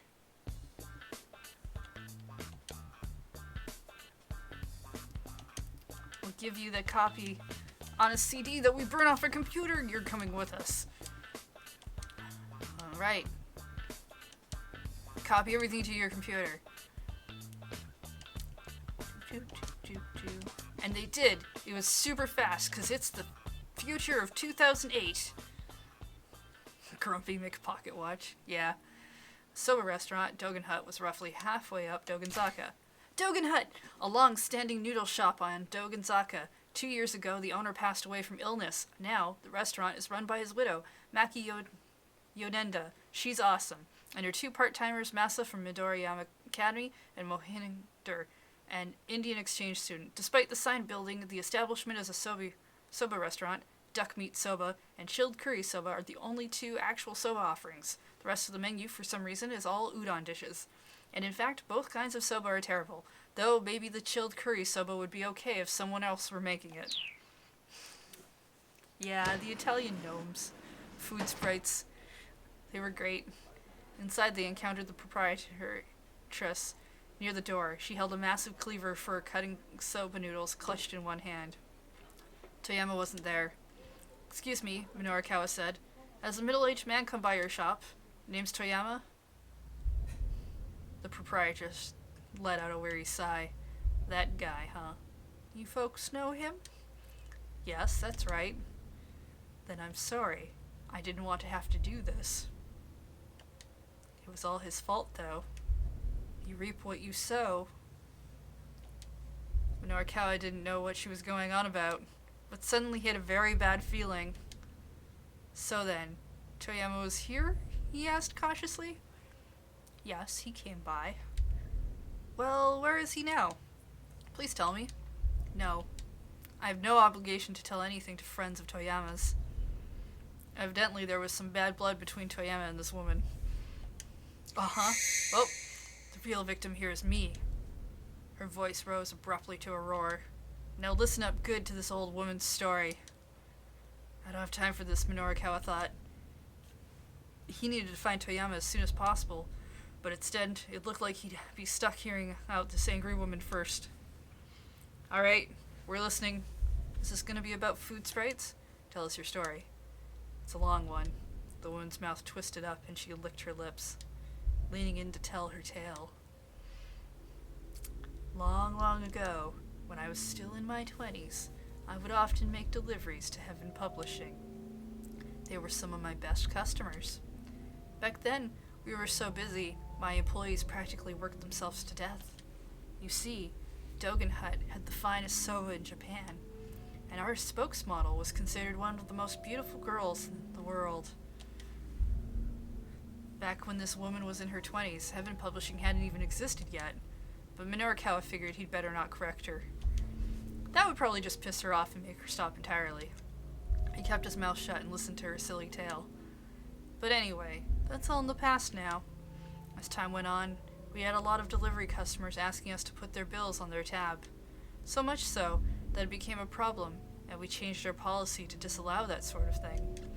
But the fine folks of Heaven Publishing considered themselves an exception to that rule, and that put my part-timer Masa, who does the deliveries, in a bit of a bind. Okay. Oh, Masa's a student at Midoriyama Academy. A first-year student. After getting indigestion from eating too much parfait at a fast food restaurant on Center Guy, he was there with his girlfriend to do a dry run for a competitive eating contest. He wound up going to the restroom 14 times in 1 hour. Unable to stand idly by, his girlfriend called on an acquaintance of hers, Chiriko Osugi, for advice on improving Masa's intestinal fortitude. It turned out, however, that Chiriko was planning to compete in the same contest. Knowing that they were up against some monumental competition, the two continued their training, wary of the battle to come. He took the day off to go on a date with his girlfriend. I hear they're planning to compete as a couple in some ice cream eating contest that's going to air on TV. So they were going to a practice run together today. Honestly, how ridiculous is that? Honestly, I couldn't care less about Masa one way or the other, Minorikawa thought. This whole experience was turning into a real ordeal. So yes, we were in a real bind. I run a restaurant here, not a charity operation. I'd call and ask them to settle up, but they'd always insist, "Oh, we don't have any money." And that's a lie. It's gotta be a lie. What else could it be? Otherwise, how could they keep making that magazine of theirs? That Celebrity Confidential or whatever the hell it is. Celebrity Confidential was a weekly tabloid put out by one of Heaven Publishing's competitors. Minorikawa was just going to have to let that egregious mix-up slide. And that's not all, the proprietress spat. Oh no! On top of that, their magazine's little Gourmet Gabs corner or whatever they call it ran a scathing review of us. After that, customers started keeping their distance, and I aged 20 years practically overnight. Gourmet Gabs was a column that ran in Celebrity Confidential. There was nothing of the sort in 4-star general gossip. This woman had clearly gotten the two magazines mixed up somehow. Awful. Just awful, isn't it? All I wanted to do was make soba for people to enjoy. And so to be treated like this, to be treated like this. The woman had started to sob, and Cleaver began to waver in her trembling hand. But then, earlier today, these two Yakuza-looking fellows came by, said they were looking for Toyama from Heaven Publishing. Guess they saw one of our menus at his office and figured he might have come by. She had to be talking about Ozu and Sagawa. They'd both been nearby when Minorikawa was rooting through the desk drawers. They must have spotted the menu then. I told them he wasn't here and hadn't ordered delivery in some time, so they said that if I happened to see him, to give them a call. Now I was just going to turn them away. They looked like a pair of nasty loan sharks. Toyama would never be able to pay off his tab if they caught him. And so I told them as much. Proprietress lowered her voice before continuing. But they said they'd be most appreciative if I could let them know. Even offered to pay his tab for me if I did. And well, that pretty much settled it. So I let them give me their phone number. Minorikawa's face went pale. This lady had been bribed by those two thugs. And I said, "Oh, I guess you figured it out." A little earlier, Toyama dropped by, looking like he was trying to lie low. So it all came together. I snuck out back and gave those two a call. And so here we are. You guys are just a hair too late. Oh crap. Toyama had been carted off by the moneylenders. Minorikawa had to find him right away. "Mr. Mino," Chiaki squeaked nervously. "We have to hurry and go look for him." "Yeah." Minorikawa and the others headed for the door. "Wait." The voice sounded as if it had echoed up from the very depths of hell. Minorikawa and company stopped in their tracks.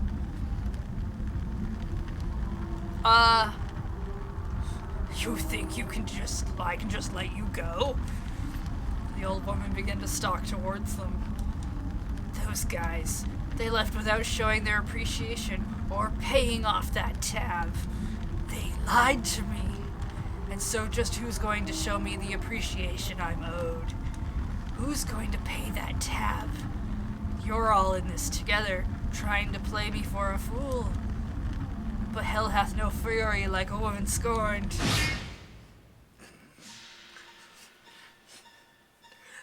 The proprietress lifted her clear high. Her eyes smoldered with inhuman rage. A murderous aura surrounded her like a bonfire wind. "Wait!" Minorikawa cried. "We're Toyama's his friends? Then prepare yourselves! He'll repay his debt to me with your lives." The three companions stood paralyzed with horror, watching their bloody doom approach. The blade glimmered in the dimness as she swung it toward Minorikawa. "Time for some fresh meat."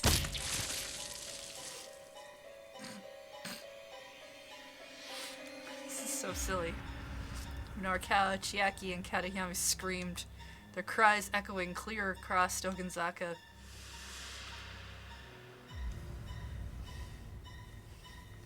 Okay. Tragedy at the Noodle House. There was no ordinary grudge that the proprietress of Dogenhai held toward Toyama, as Minorikawa and the others found out firsthand, falling victim to her mighty cleaver. Yeah, this isn't the right place to have that meet up with Toyama. Seriously, who the heck decided this was a good idea? I like that this is the only bad end in this chapter. Okay, we need to go reverse that. That was this one. Yeah, where should we meet? Not Noodles. Not Noodle Place. Not the Noodle Place where, you know, maybe you could have told me you had a tab there you hadn't paid off. Go back to this cafe where it's safe. Alright. Our next one is 69. Nice. 69. It's a number. It's hilarious, apparently.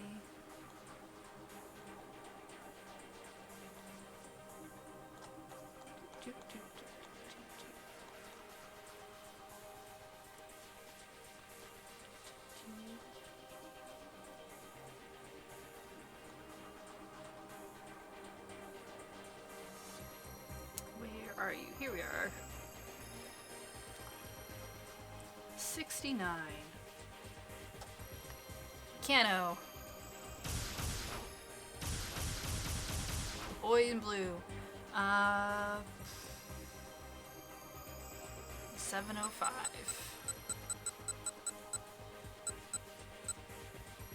Right? Yeah, 1910. Option B. Where to handle the bomb. Oh, yeah, well these are all gonna end in explosions, aren't they? This was a big explosion block.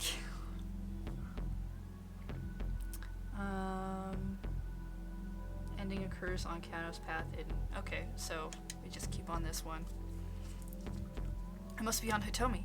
That way he could be certain he'd at least eliminate her. Now that Hitomi carried the antiviral within her body, Alfred couldn't risk letting her go. If other terrorists happened to find out about her and managed to get a hold of her blood, it could undermine everything he'd done.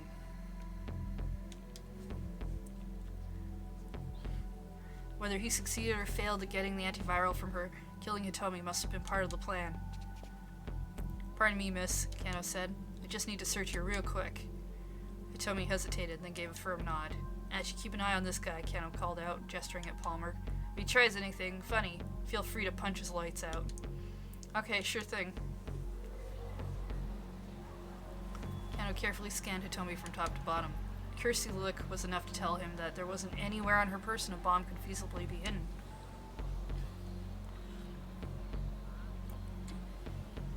Nonetheless, he did a pat-down search just to make sure. She had her cell phone in her pocket, but beyond that, she wasn't carrying anything else of note on her person. Did you buy all your jewelry and accessories you're wearing yourself? Yes, most of them. The ring I got from my sister. What about your clothes? I bought them just this afternoon. The top I was wearing before it got torn. I see. Kano sighed deeply. And then the explosion happened. No bomb. It wasn't there. Was Kano's guess off-based? Or had Stanley just been jumping at shadows? Deciding he'd better check with the American, Kano got out his cell phone. Cell phone? Kano stared at his phone without dialing. That was it. People always kept their cell phones on them. If you planted a bomb on one, you'd be sure to eliminate the owner. They tell me, you have to give me your cell phone. It's a bomb. It was the only explanation. He took the phone from Hitomi and went to power it on. Stop, Achi shouted. Don't turn that thing on. Why not? I don't know. It's just what Stanley said. He told me to make sure his phone stayed off. There was no doubt about it. This was it. On his own phone, Kano called Director Kuze. Ah, so this is just the time happens. It's Kano. I found the bomb. It's a miniature explosive inside a cell phone. Kano described the dimensions and weight of the phone. The director ordered him to stand by until the bomb squad arrived. Kano hung up and then gently set Hitomi's phone down on the ground. Well, what do we do? Achi asked. For now, just let me handle this, Kano said. We don't know when or how this thing might explode. You guys get out of here. But, look, just get out of here, Kano snapped. I'm just waiting for the explosive ordnance unit to get here. After that, I'll clear out right away, too. Don't worry. Alright. And she took Hitomi by the hand and turned to go. And then...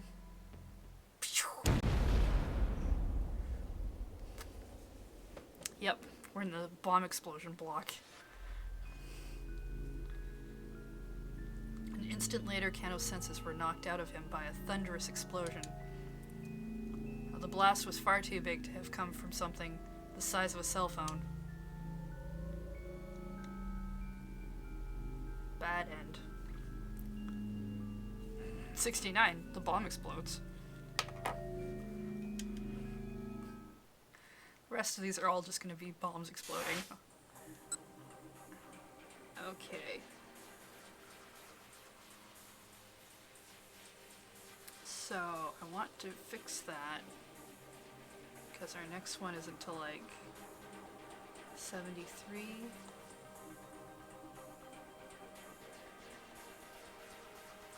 And it happens earlier. Yeah, okay, so I do need to fix that. Was this one.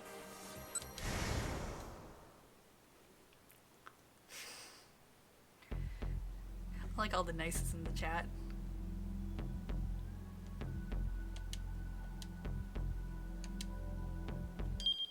Okay. So that should be fine. Yeah, okay. Now, 73, because we got the other bomb explodings in between that one. 1905.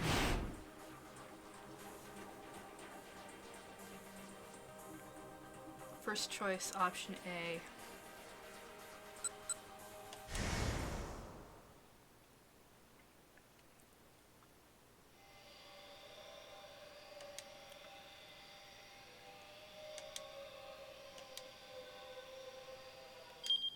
And then the ending actually occurs in Achi's path.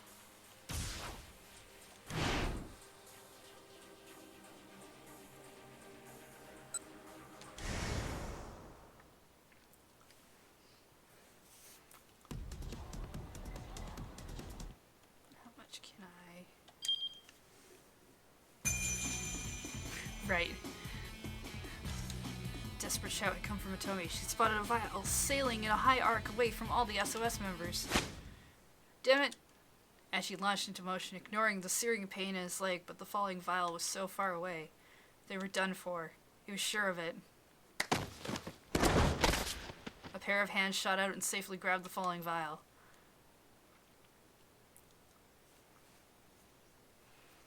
It was Kano.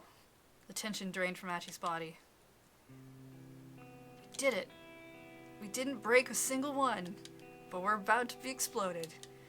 Damn it, Kano cursed under his breath as he stared out into the throng. Alfred had disappeared. They hadn't been able to capture him after all, which meant they'd lost their last chance to get that password for the lab. They hadn't just lost, they'd failed utterly. But we did everything we could have, right? We didn't make any wrong calls. We'll just have to leave everything to Cannon. I have to trust that she'll be able to save Maria. Achi stared up into the night sky, trying to reassure himself.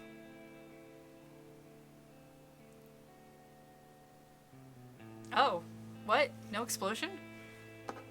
Alright. Okay. Sure. It feels like a letdown now game. I was promised mostly explosions in this time block. Alright, let's go fix... Was it 5? That was weirdly just like, no?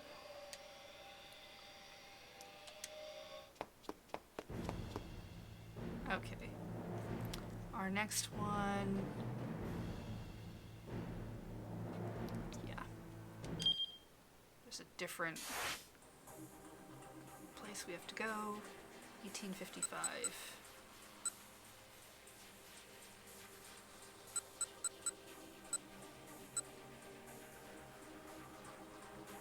Oh, right, Tatiano's path. Okay, wrong character. That's Jack. Oh, wait, here we go.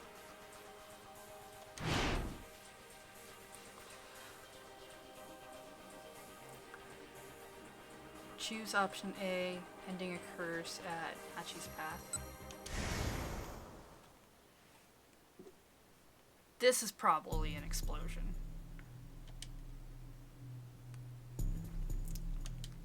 I was gonna have to let her into the lab. Tatiano had made up his mind.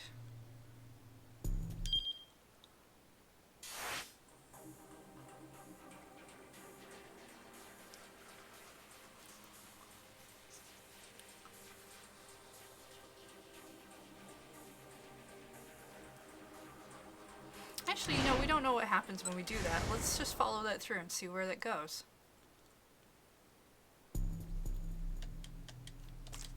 Should he still pretend to be in the dark and let Cannon try to hack the password?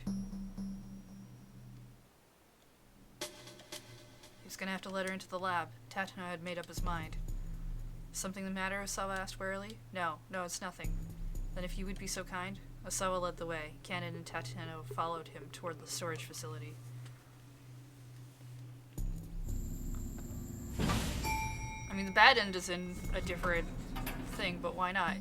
It took about 20 seconds for the elevator to reach the first basement level. The biohazard storage area was evidently fairly deep underground. The doors opened to reveal a long, straight corridor. There was a door at the far end with a device at one side for checking IDs. Cannon approached the device, setting the laptop she'd borrowed from the security room on the floor in front of it. She affixed a scrap of paper with Kenji Osawa's password written on it to one side of the monitor. Then she connected a series of cables to both the laptop and the device.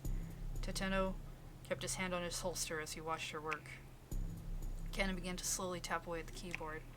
Her screen displayed a series of numeric values that changed with each keystroke. She checked the changes carefully, timing the movements of her fingers according to some formula. The device let out a warning sound and the display lit up. Incorrect password. The input had been rejected. Was this really going to work? Tatiano felt his impatience growing. Osawa's face showed a similar unease. Cannon turned to look at them. How many failed attempts are we allowed? 2, I believe, Osawa answered. After a third failed attempt, the storage area is locked down and can't be reopened without input from the full board of directors. Cannon had already resumed typing before he finished speaking. There's a very slight difference in power consumption from the device when it processes a correct password compared to an incorrect one. There's a minuscule difference in the time it takes to run the process as well. If I can analyze those and compare them... Ken's voice trailed off. She continued working. There was another warning sound. A second failed attempt. A single bead of sweat ran down Tatano's forehead, but Kenna didn't so much as bat an eyelash. Ah, I see. Her face remained full of confidence as she fakes her way through this. It won't be a problem, she assured them. This isn't my first time with this type of mechanism. Slowly, one at a time, Cannon pressed key after key, while keeping her eyes on the laptop screen. With each keystroke, a waveform on the top of the screen, looking almost like an echocardiogram readout, wobbled slightly. The laptop let out a tiny sound. A sequence of 10 characters appeared on the screen, and Cannon read them off. Tatano jotted them down in his notebook, then headed over to the scanner to enter the twin passwords for Osawa and Tanaka.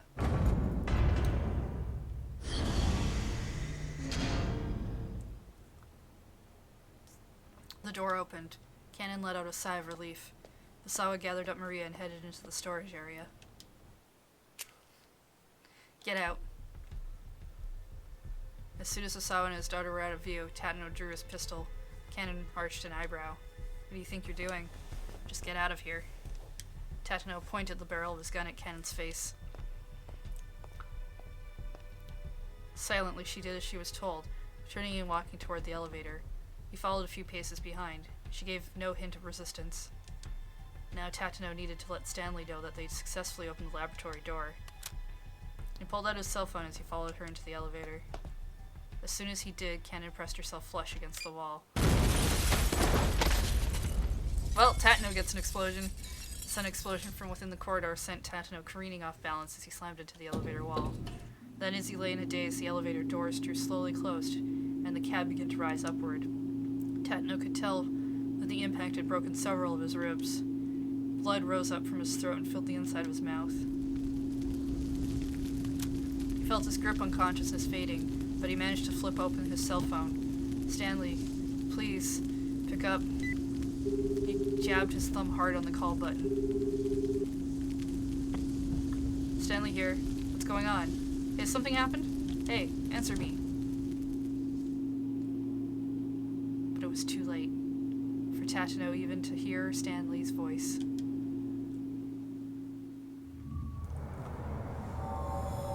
'84?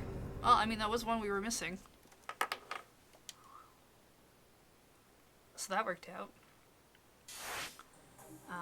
The one we were actually after was 74, which happens on Achi's path at... Yes, this time.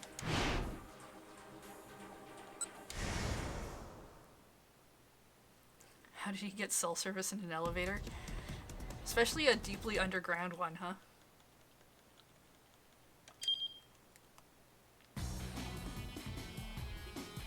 Hachi would have charged in pursuit of as well, but his wounded leg made that impossible. Get him, detective, he murmured under his breath. We're counting on you. Hachi's cell phone rang. It was Stanley. Mr. Stanley, what's going on? Something isn't right. Huh? I can't get in touch with Tatano, Stanley said. What about on your end? Anything unusual going on? No problems here for the moment. Detective Kano managed to catch Alfred. Did he get the password? Dunno. I think he just finished his interrogation. Put me on the line with Kano. Yeah, give me a sec. He shouted, Detective. I had Stanley on the line. He says a thing, but there's gonna be an explosion now. Before he could complete his sentence, a massive explosion blasted Achi off his feet. Tiny bits of metal tore through his arms, legs, and torso. He crashed to the ground, crumpled like a tattered rag. There were screams coming from all directions. As Achi started to fade from consciousness, the voices got softer and softer. Did we not get this one already? Through the haze of pain, he saw a bloodied arm stretched out before him. He saw a hand that had been clasped with his hand all day long. The finger feebly reached for him, and Achi intertwined them with his own.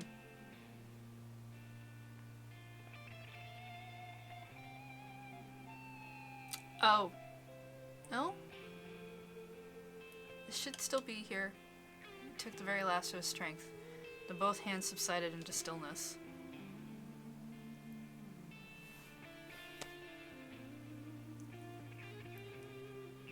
Yeah, okay. No, that was correct.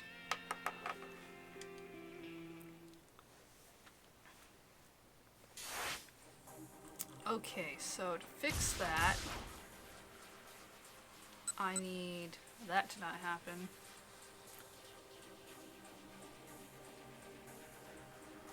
But we need option. That's in Jack's path. That's in Jack's path. Yeah, everything else is in Jack's path. So we need to correct this. We need... Oh wait, maybe not? What was this one? Nope, they're all in Jack's path. Maybe?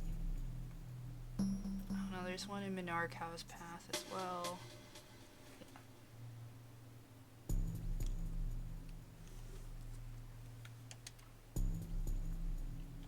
I need to fix this one.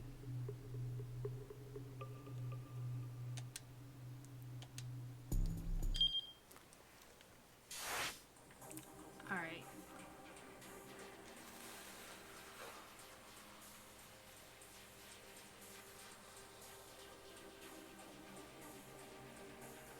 I'm sorry, what?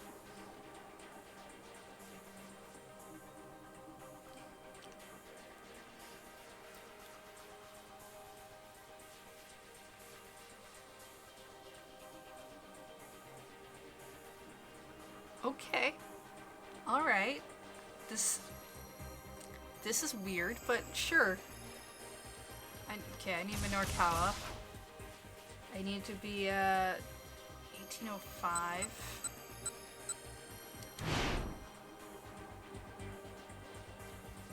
And I need to pick option C.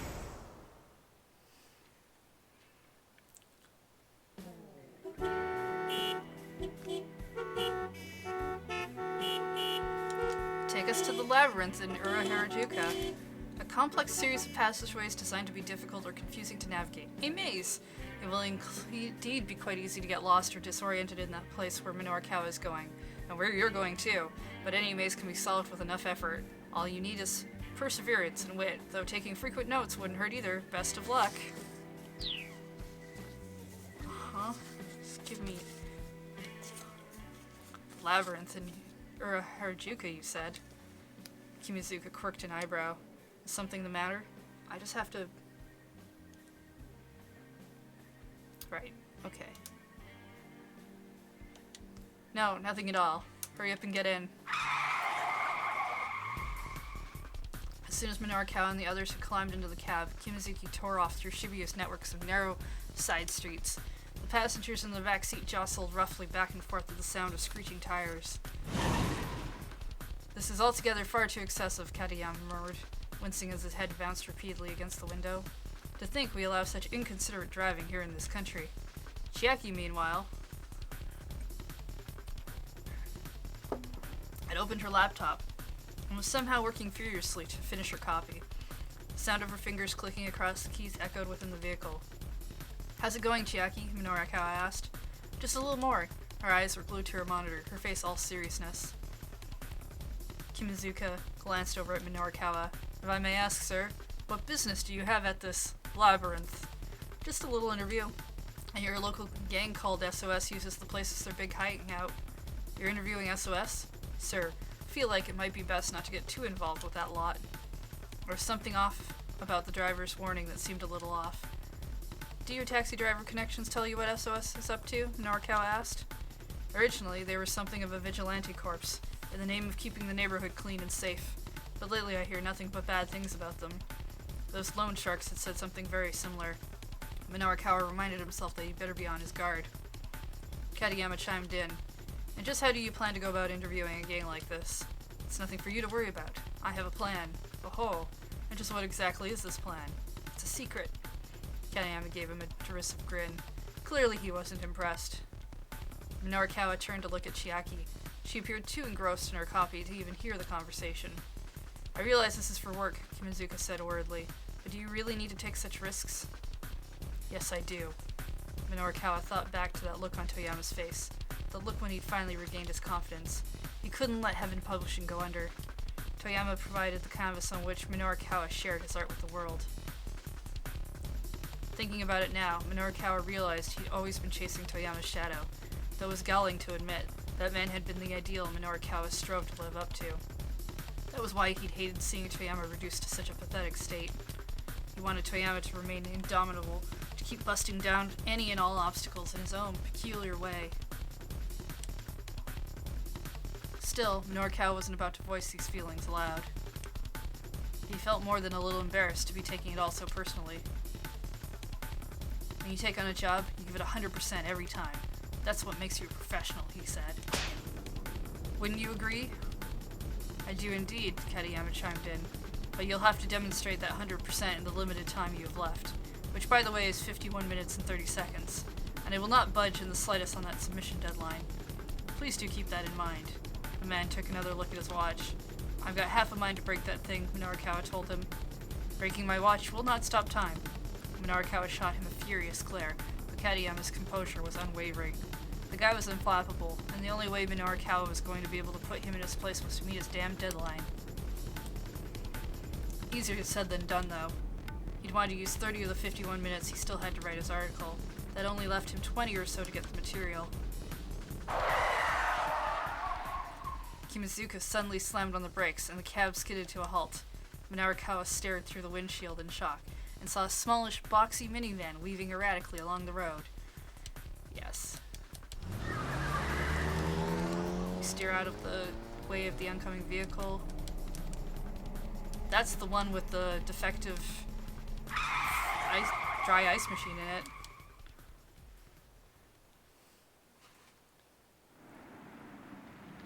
Ah, okay, here we go. Here we are, sir.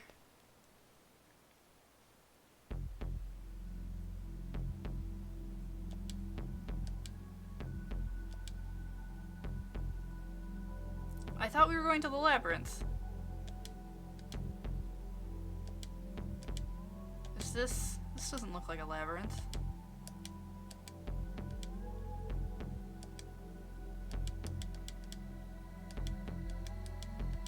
Yeah, I know. Time.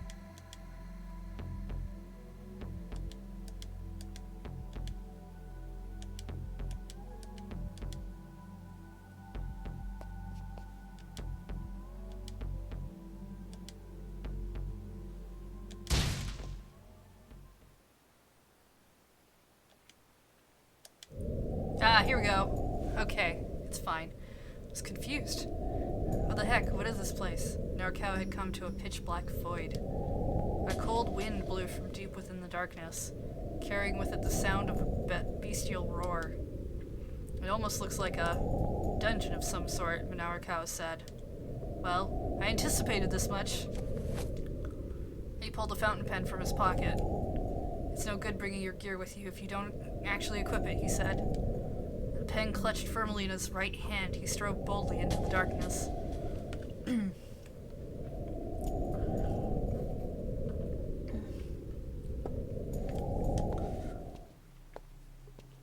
Alright. Oh, a branching path, huh? Oh, that sign. He'd been walking for some time now. Up ahead, there was a T that led both left and right.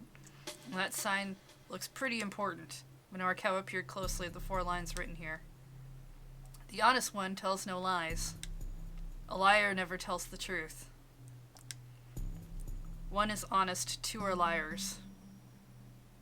It's okay. I mean, if you were going to be honest, of course you wouldn't tell lies, and a liar, I guess, wouldn't tell the truth. Alright. See if you can find what's true. Aha! Seeking the truth, huh? That's something I can get fired up about. Norcal decided to go. I don't know, I expected, like, a hint. Let's go left. That's where we were always supposed to start with, left, right? After making his way along a chilly passage, he emerged into a chamber of about 10 square meters. The blue cat wore a white sign around its neck. I'm black and white. What's that all about? The blue cat's heavy head wobbled as it answered Norcal's inquiry. It's a hint. A hint saying that whatever it is black and white? I get it. So by getting hints like this, I'll eventually be able to solve some riddle and win the challenge? No questions, please. I'll you guys what's written here. Now go forth. Is that it? Wouldn't we normally have a battle here? No, that's not my thing. Only make me hungry. Besides, that weapon of yours is way too flimsy. Norcal stuffed his fountain pen back into his pocket.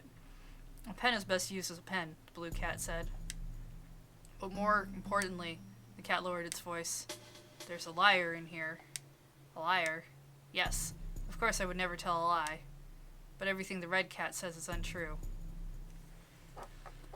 Alright.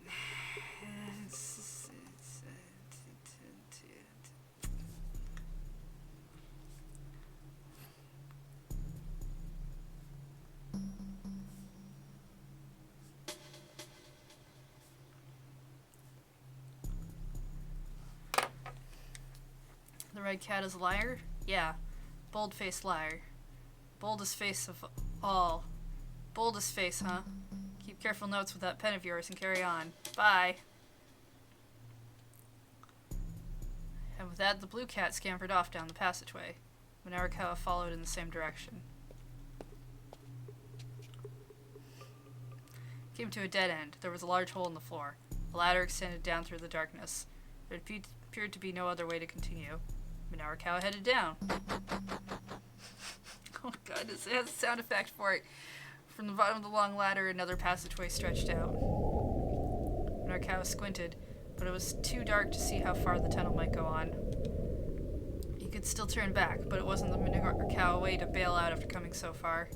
He walked onward, never looking back. It said there were 2 liars.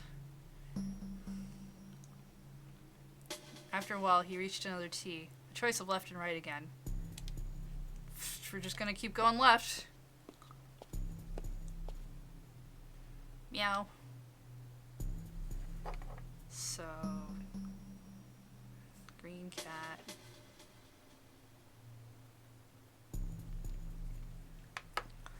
This time it was the green cat that waited him in the room at the end of the tunnel. As before, it wore a sign around his neck. Minorikawa read the message. I'm sweet. So, it's edible then? He jotted down the words on the palm of his hand. You got that? Yeah, you got that? Later then. As the cat started to leave, Minorikawa called out, Wait, hold on. The cat stopped. What is it? The blue cat told me something earlier. It said the red cat is a liar. Oh yeah? Is that true? Everything the blue cat says is a lie.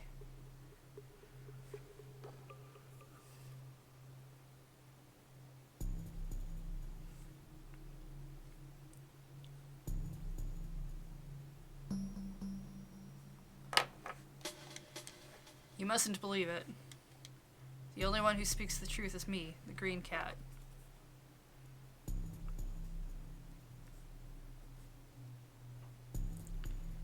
But if there's two liars and only one speaks the truth, and you're saying you speak the truth, that it's the blue cat is also saying the truth, so that doesn't work. Remember that, okay? And the green cat pointed and winked at Minorikawa before dashing jauntily off down the passageway. Just before it vanished from sight, it appeared to stumble over something and nearly fall. Minorikawa forged on, following after it. Came to a dead end. There was a large hole in the floor. The ladder extended down through the darkness. There appeared to be no other way to continue. It was practically begging him to climb down it. A weird little thing. From the bottom of the long ladder, another passageway. Minorikawa squinted, but it was too dark to see how far the tunnel might go on. He was starting to think it might be a good idea to turn back, but he couldn't bear to give up now. He walked onward, never looking back. So we should run into a red cat, assumingly. After a while, he reached another T. A sweet-smelling aroma wafted in from the passage to the left. Minorikawa went. I wonder if it's actually a good idea to go left. I think the green cat is a liar, at least. We're going right. After walking down a stretch of dreary passageways, he arrived in another small room. Silence. Complete and utter. There isn't anyone here? He scanned the surrounding darkness, but saw no sign for anyone lurking nearby. Well, if nobody was here, nobody was there. Minorikawa decided to press on. Then a voice called out from behind him. Please wait up.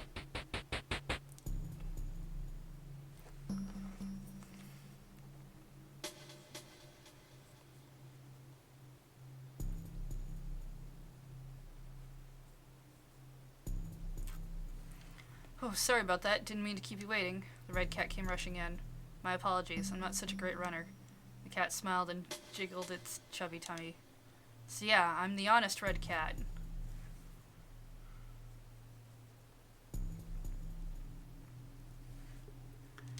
When I meet someone for the first time, I say, nice to meet you.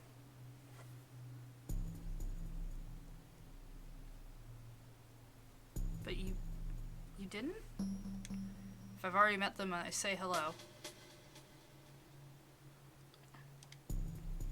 If I can't remember if I met them, I fall back on nice weather we're having. Oh, right? Oh, I can't go back. I read the words written on the cat's sign. I have 4 legs. Got it. Once he jotted down the hint, Minorikawa slipped around the red cat and started down the passageway behind.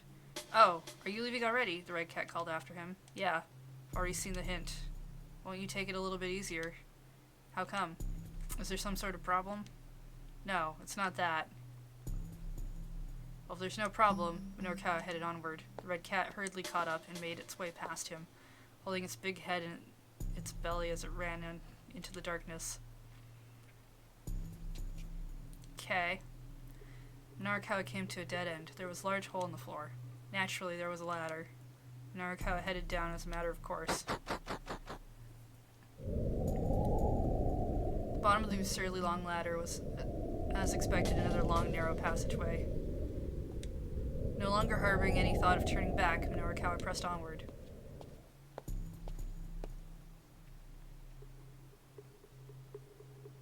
some distance, he arrived at a four-way intersection. A breeze was blowing from the passageway to the right. Minarka went left. Oh, good job on making it this far. It was the green cat, and the white sign around its neck read, "I'm yellow." Huh? Well, may as well note that down, I guess.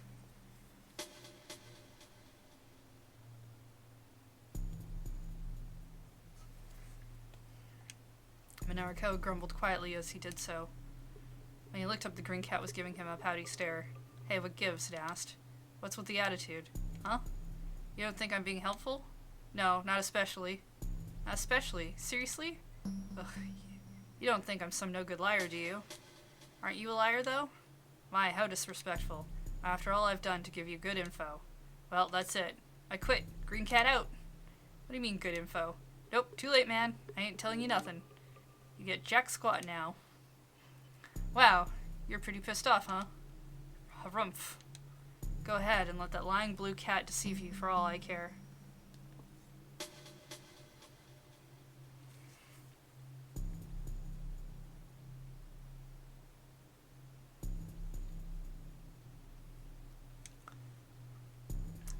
And with that, the green cat hippity-hopped away. "What the heck?" Minarko murmured. "It's a cat, not a rabbit."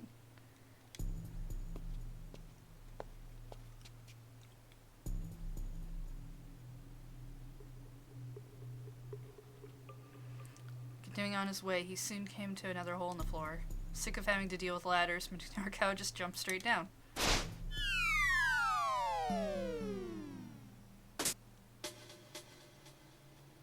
Just before crashing headfirst into the floor, Minarko spun around midair and landed nimbly on his feet. He had to have fallen a few dozen meters. Oh, I've done that in Stardew Valley. It's just bad. After a while, he reached another T, a choice of left and right. He could hear feline mewling coming from the passageway to the left. He went, okay. The meow thing was from the red cat. No, the green cat? The blue cat. I don't know. Let's just go left.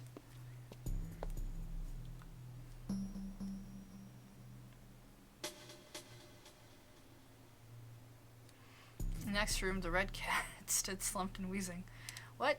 The writing on the sign around his neck looked like scrawling worm tracks. Huff, puff, huff. Hey there, the cat rasped. What does that actually say on your sign? Huff, huff, huff. I mean, I can't read it, is all. The cat peered at him dazedly, seemed utterly exhausted. Carnivorous? The word came out as a reedy little whimper. Huh? Say that again? Carnivorous? Carnivorous? Ah, right, as in something that eats meat. The red cat nodded. So should I take that as, I'm carnivorous then? The cat shook its head slightly. It's referring to an animal that eats meat, yeah? The cat said nothing. Right, I've got it.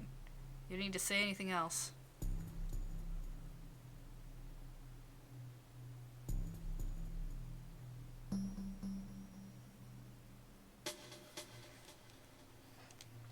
Not wanting to prolong the labored conversation any further, Minarko quietly slipped away.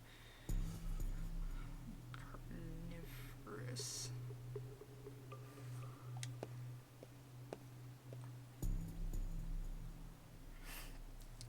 There was a hole in the floor. We dived in it.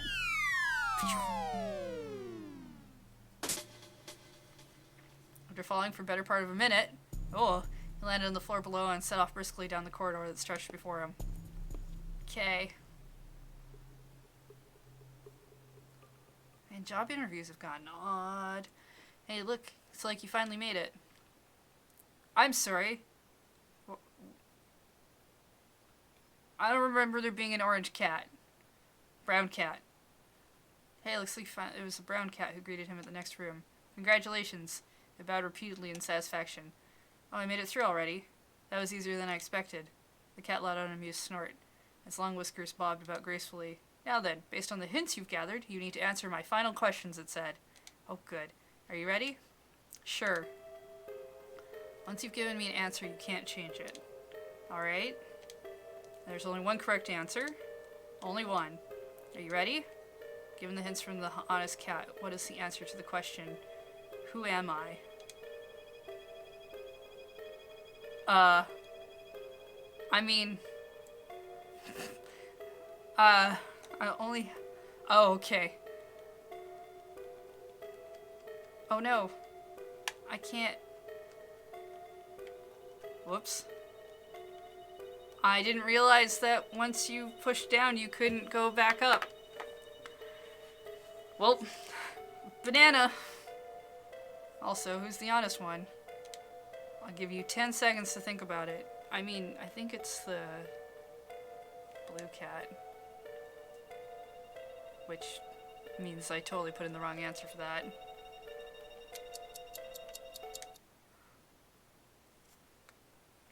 Well... Huh? Whoa! All of a sudden, a trapdoor opened beneath Minaraka's feet and he plummeted down the hole. You died.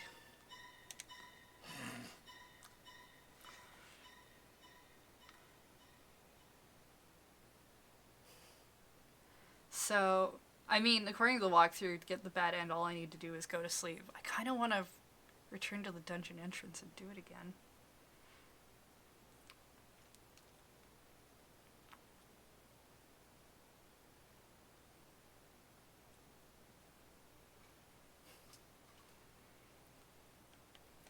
Oh, we're gonna go to sleep. At least get the ending. Then we'll go back to the dungeon.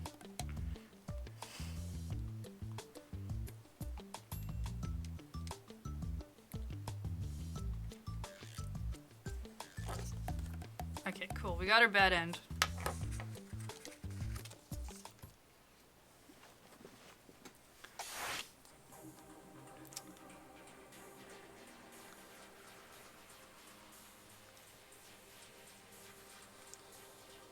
Because the green cat says everything blue cat says is a lie, and only the green cat speaks the truth, but the blue cat said that the red cat was untrue.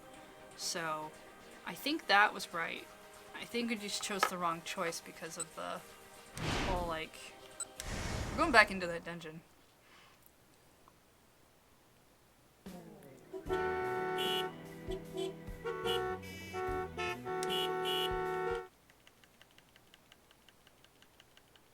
Can I skip most of this?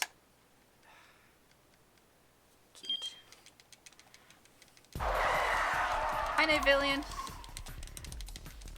Dungeon Rampa. We can pick some other directions to see what happens now. Because I get the feeling that none of the dungeon stuff's gonna change much.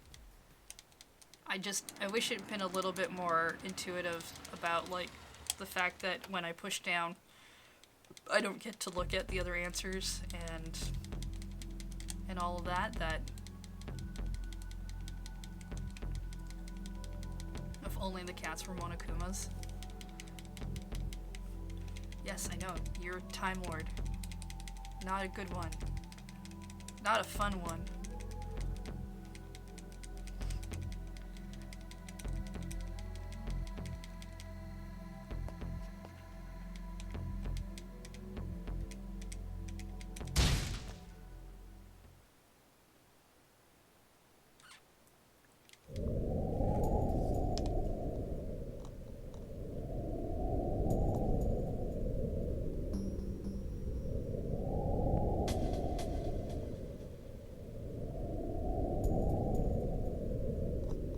Alright.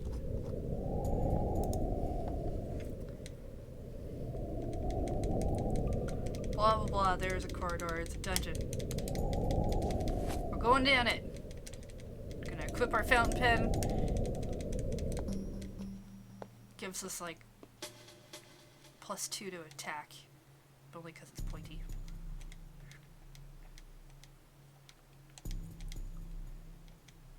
The honest one tells no lies. A liar never tells the truth. One is honest, two are liars.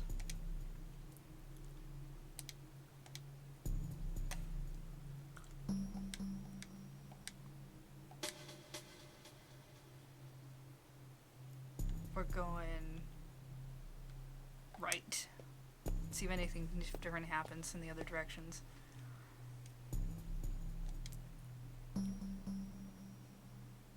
Okay, so green cat.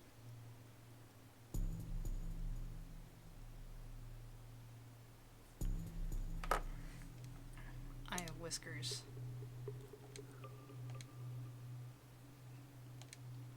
It's a hint. Saying whatever has whiskers. I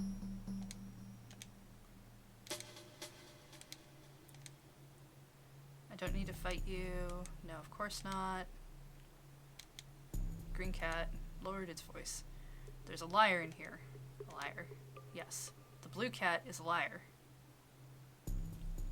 Okay, that is what it said last time. Only the green cat tells the truth. Blue cat is a liar. Keep that in mind and be on your way. You mustn't believe what the blue cat tells you. Alrighty then, see ya.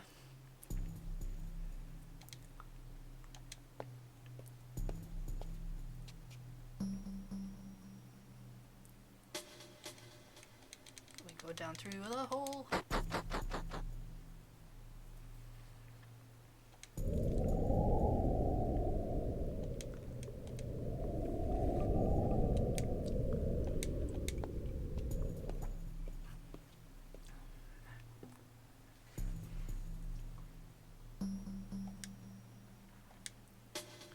Alright, so this time we'll go left.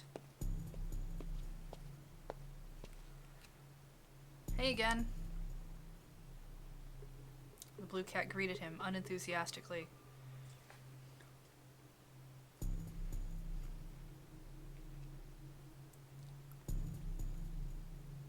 Right, okay. As before, or sign, I can't move under my own power.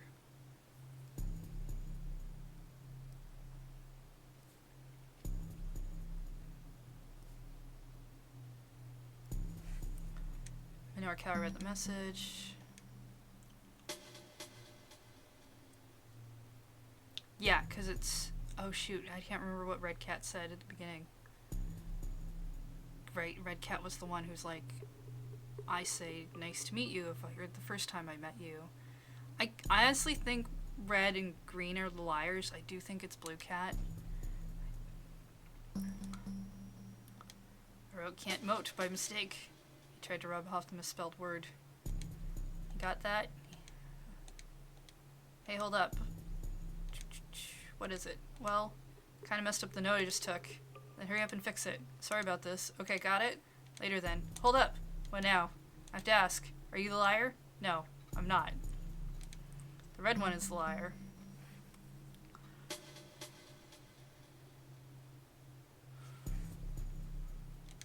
Really?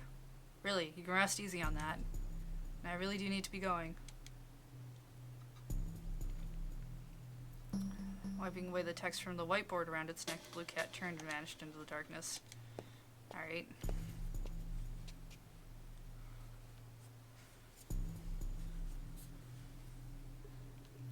Yeah, I think it said hello was the second time. Nice to meet you was like the first thing the red cat's supposed to say.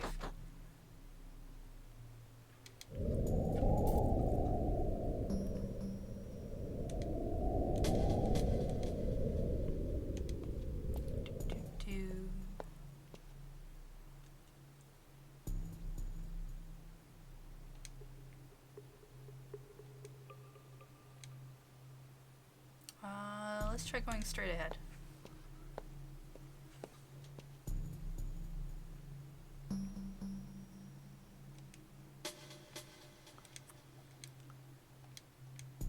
No one here.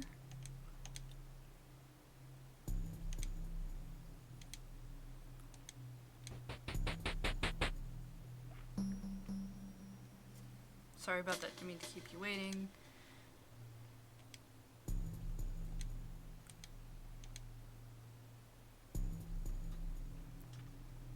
Yeah, I don't think the red cat is honest.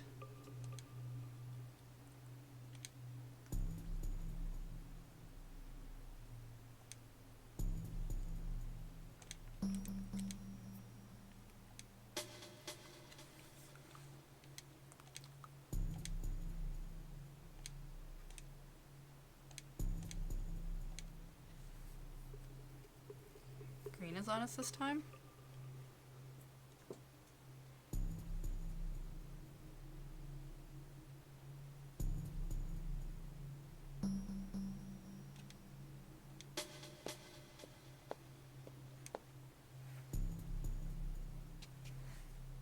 Does it change?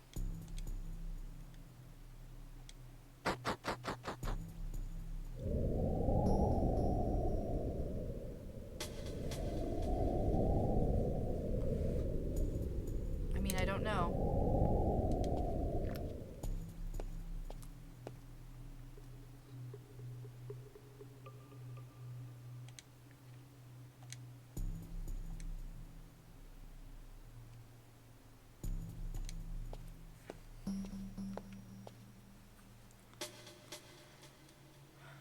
Okay, source of the breeze. Could it be? There's no doubt about it. It's the exit.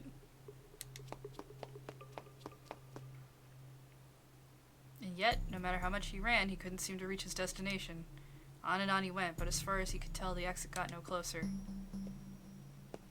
Meanwhile, the hallway was getting lower and narrower. Soon the ceiling had descended to just above his head, and the walls had closed in until he could touch both of them simultaneously. Before long, he had turned sideways to continue. Still, he pressed ahead until he no longer had the space to stand. Then he dropped on all fours and crawled along. Eventually, he was forced to rise along on his belly. Why wouldn't you turn back? Even then, the distant view of the outside seemed impossibly far away. He went on until the passageway was a mere 30 centimeters wide. Scrunching his body up, he forced himself even further along. Finally, he could see the exit was getting near. It looked like he had maybe 10 more meters to go. Minorikawa stretched himself out like an earthworm, inching his way along. And then, unexpectedly, his outstretched right hand thrust through the opening and emerged outside. He felt the warm caress of the air against his fingers. Whoa, what the... He thought the exit was 10 meters away. Well, it was really just a 10-centimeter hole right in front of him. He tried to back up only to discover that his body was stuck, and there was no way he could go forward through the tiny hole. Only part of him that remained free to move was his hand on the outside. What? Hey, somebody help. He flapped his hand around, shouting through the opening. Somebody get me out of here. Sometime later...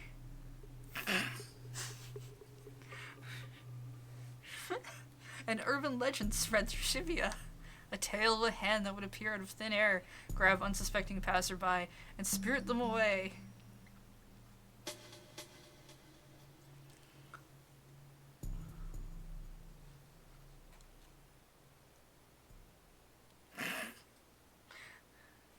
Okay.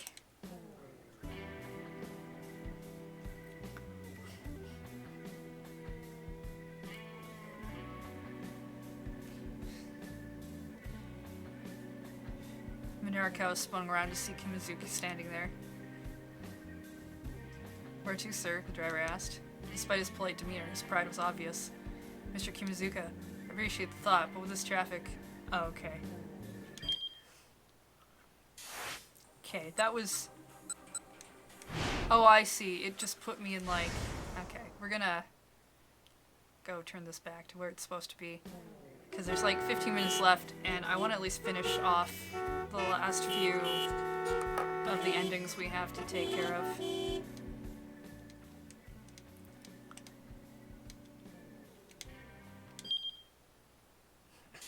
That's a neat bit, though. It's really strange. Alright, our other paths occur in Jack's timeline. Or because of Jack's timeline, anyway.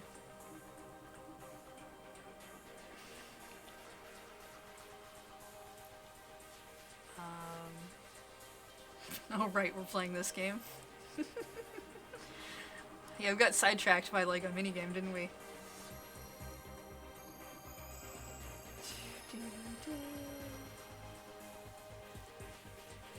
$18.20. Here. Option A or B. I see. I See, I did not do either of those. Okay. Let's go with going to Trader for Hitomi. Certainly seemed okay, it's bad reasoning. And then the ending occurs in Jack's path at 1925.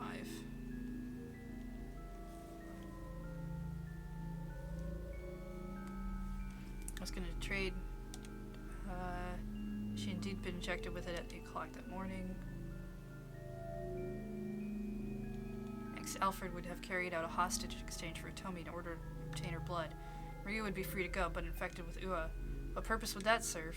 It was simple enough to deduce. Once he learned that Maria had the virus, Kenji Osawa was certain to take action. He would bring her into the storage facility in order to administer the antiviral, just as he'd done with Hitomi. That meant the storage facility would be open once more.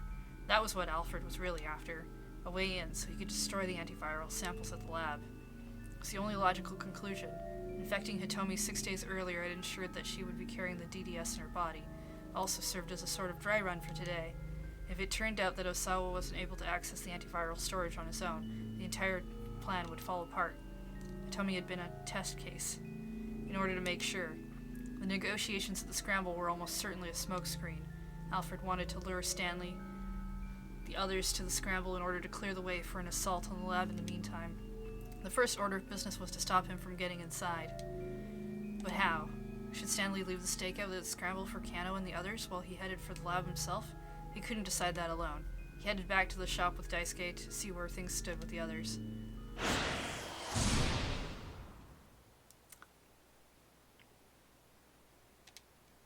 I had a keep out.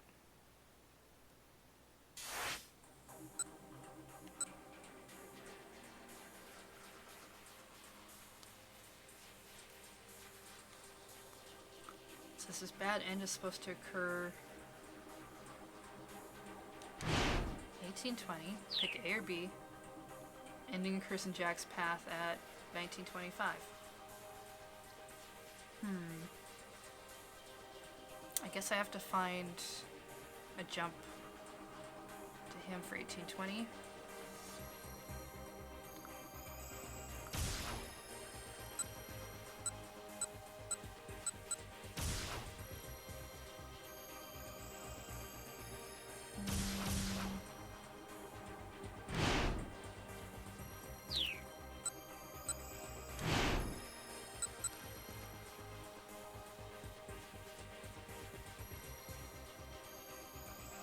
That one?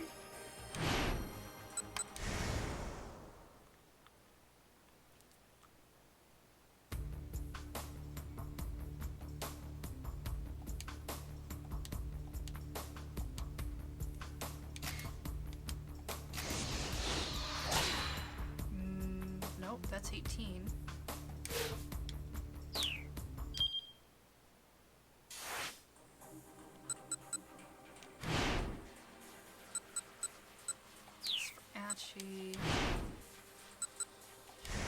This one's for Stanley.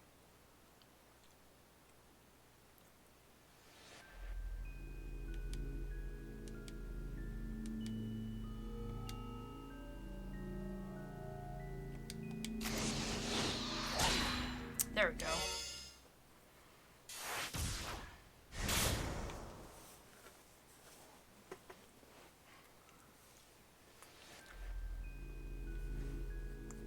His plan of action for the Scramble was steadily coming together. Stanley half listened to the young detective discuss the stakeout with the rest of the group. His own mind was still caught up with the question of what he himself should do. He couldn't shake the conviction that he needed to head to the lab, even assuming that Alfred really did turn up at the Scramble, assuming that they carried out another bioterror attack there. The worst that could happen would be a disaster in Shibuya. Terrible though that might be, it would be far worse to let Alfred, who was already in possession of the Ua virus, destroy the world's only supply of the antiviral. If he succeeded at that scheme, his bioweapon would be unstoppable. He could hold the entire planet in the grip of fear. A terrorist arms dealer must never be allowed to obtain that kind of power. Stanley couldn't take that risk, even if he was wrong in his suspicions. It only made sense to shore up the defense of the lab.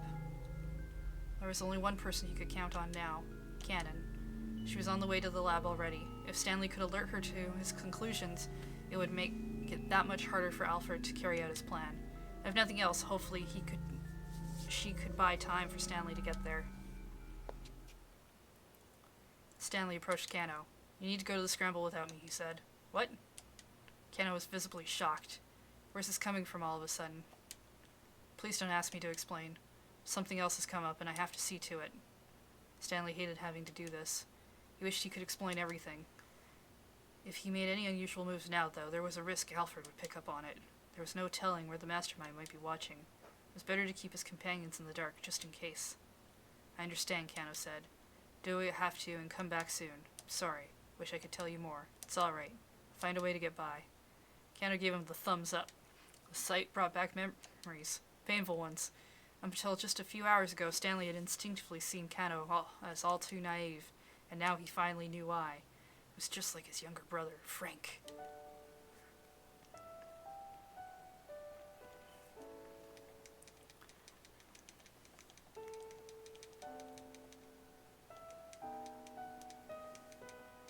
His brother wanted to go to university. He was gonna help him. He was worried about tuition costs and stuff. The heck is Frank? Frank is Stanley's brother. He's dead. It won't let me skip ahead.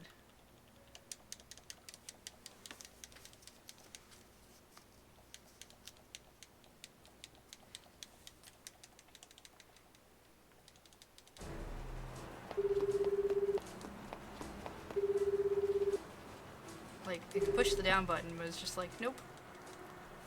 Alright, and electronics. Stanley dialed up Tatano, ran along. Stanley, what's going on? Let me tell you some stuff. Alfred's heading to the lab, gonna destroy the antiviral. Just turn back. I'll go to the lab with Cannon. Did you hear me? There's an opponent who's out of your league. Turn back. I'll handle the... I can't do that. Now Tatano's tone was calm and steady. My job is to get Maria to the lab as soon as humanly possible. Whether Alfred is coming or not doesn't change that. Don't be absurd. Even if you have Cannon with you, you can't keep Maria safe and still win the fight that's coming. I have my own life to protect that girl if it comes down to it. Stanley could tell that he'd never overcome this degree of stubbornness. Fine, have it your way then. But I'm heading to the lab too. Whatever you do not let your guard down. Understood. Tadno would be no match for Alfred. If the terrorist spotted the detective, he'd probably kill him on the spot. Reassurance or encouragement would be meaningless. Instead, Stanley left him with a warning.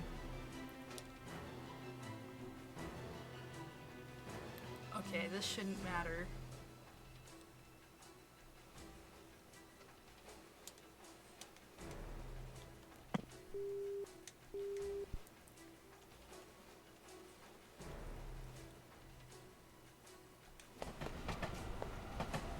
Stanley made it to his car, sped off towards the lab. Traffic's congested.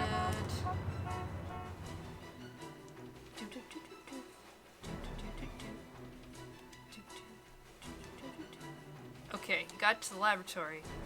Something was wrong. Well, the explosion happened before we got here. A plume of smoke was rising from one of the laboratory windows. It was thick and black, clearly the result of a fire of some sort. Stanley hopped out of the car, drawing his gun as he approached the door. He was about to make his way inside when a scent on the air stopped him in his tracks. The smoke carried the telltale odor of explosive residue. He hadn't made it on time. All his fears had come to pass. Maria, Osawa, Tateno, Cannon, they were all surely dead. And no doubt the antiviral had either been stolen or incinerated. In all likelihood, moreover, viral samples from the lab had been dispersed by the explosion. Stanley cursed. He'd already inhaled some of the smoke. This really was the worst-case scenario. They'd been utterly defeated. Stanley called up Gordon to request backup for a sweep of the laboratory. He knew that it was already too late to change anything. Even so, Stanley would go through all the motions before he admitted defeat.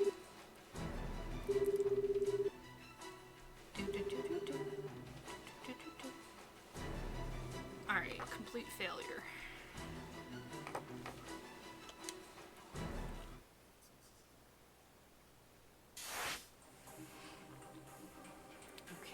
to reverse 1820.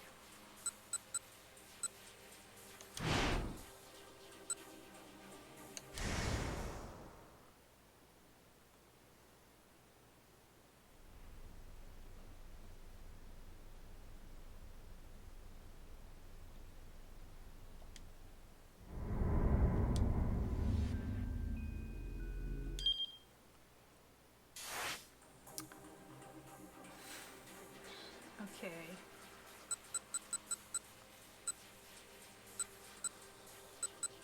Right? Is that all? Yeah, okay, it's fine. We did 81 already, we need 82. Jack's Path, 1845.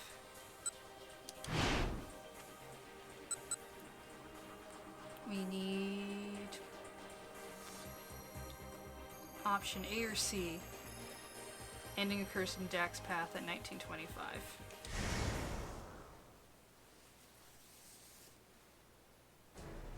How many bright ends do we have left? It should be another 3. They all seem kind of long now, given... Alright. Let's just keep Maria safe, that's your job.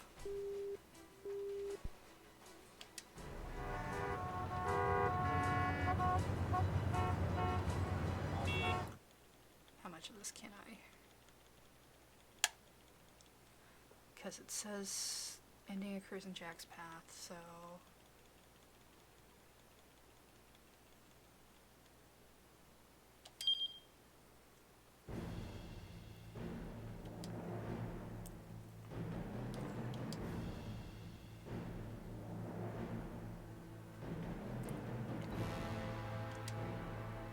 Oh, right. It's him thinking about what kind of revenge he should take on.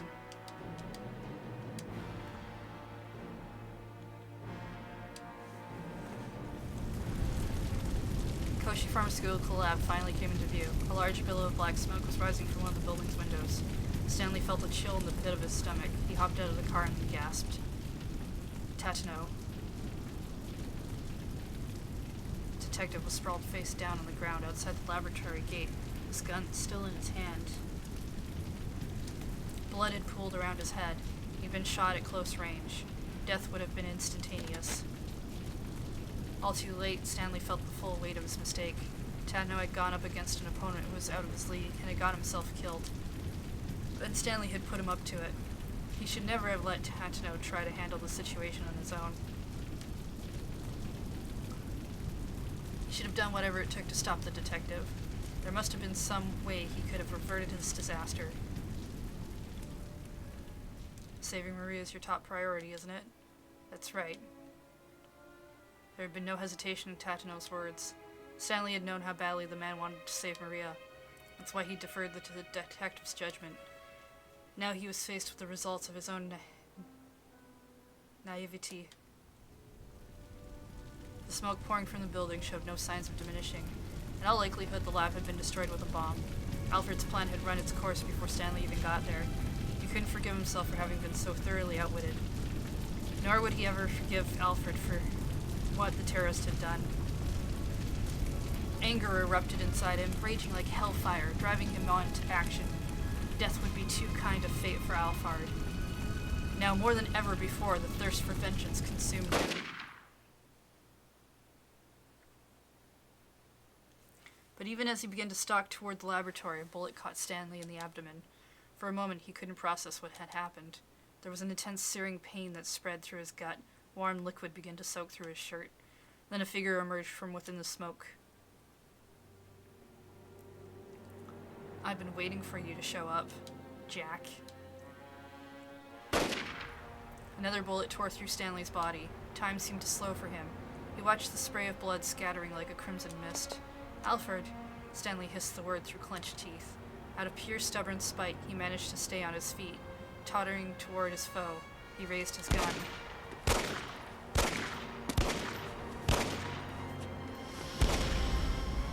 He didn't stop pulling the trigger until at the very moment his world went dark. Wow.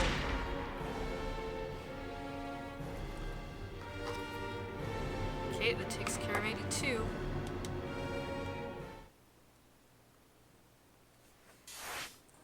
Uh, 83.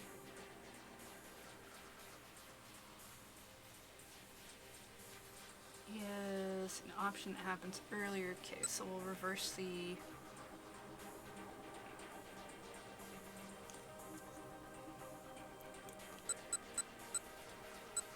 this one. Yeah, I doubt he killed her. Chances are good he did not.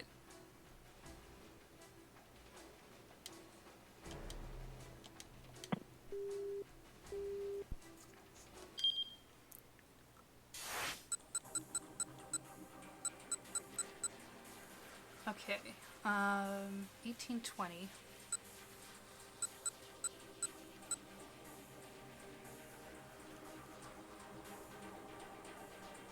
Option A or B?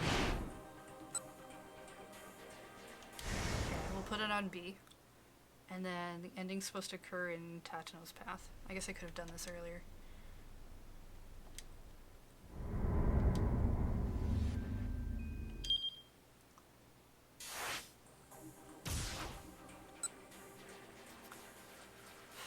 In 1905. So we need to get past the keep out for you at 1825.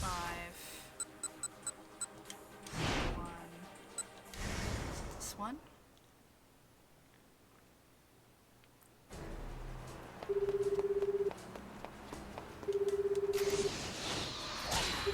Cool.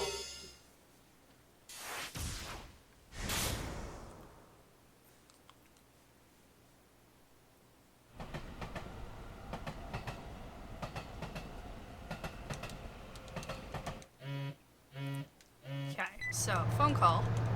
Stanley. He's gonna tell him some stuff. I think Alfred's heading to the lab. He's gonna destroy it.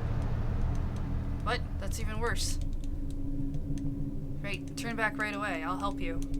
Is something wrong? Cannon asked, peering at him from the back seat. He couldn't hide the fact that he was trembling. She seemed perfectly calm, unfazed by the possibility of further complications. Perhaps she had already anticipated something like this happening. This person's out of your league. No. Oh, my job's get Maria there. Whether Alfred is coming or not, doesn't matter.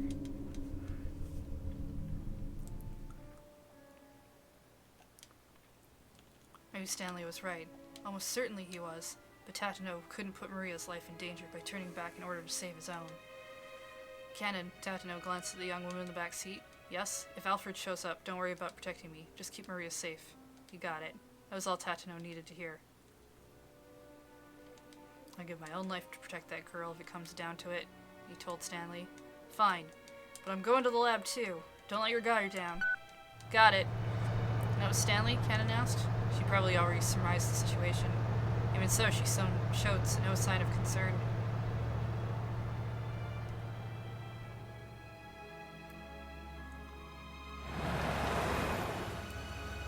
Last, the minivan arrived at Okoshi Pharmaceutical.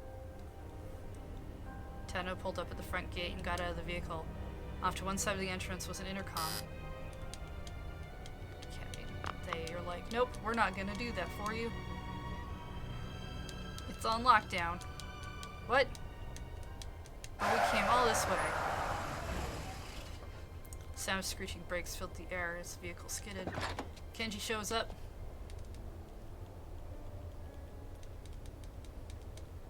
She's not symptomatic yet. Call the security guard. Everything is bad.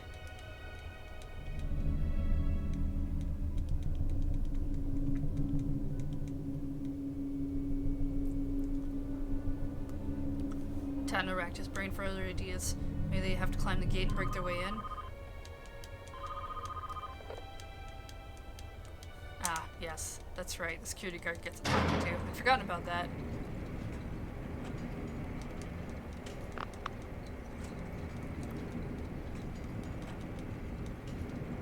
What was that about? Well, stuff.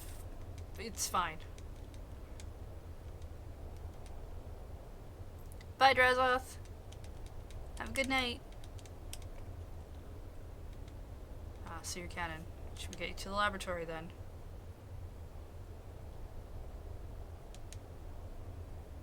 After checking to make sure there was nobody suspicious lurking nearby, Tadno headed into the laboratory with the others.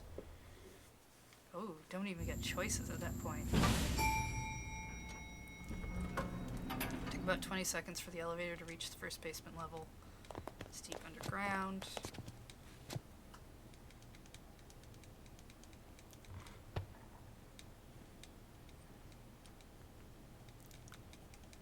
Alright, so she's gonna do this thing, but now we don't suspect her. I guess that's really the only difference here.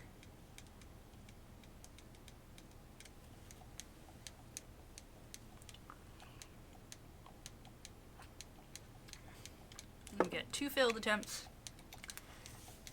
There's some sort of... I mean, I guess this all basically, she explains this stuff pretending that this is how hacking works. And I get the feeling you can't really do this between 2 failed attempts to get a good 3rd attempt.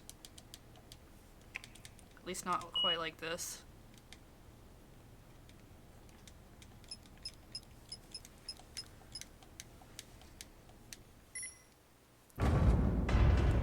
Alright, get in. Is that an owl in my cup? Yeah. No. It says, I'll be dreaming of you. Puns. Sleepy time owl.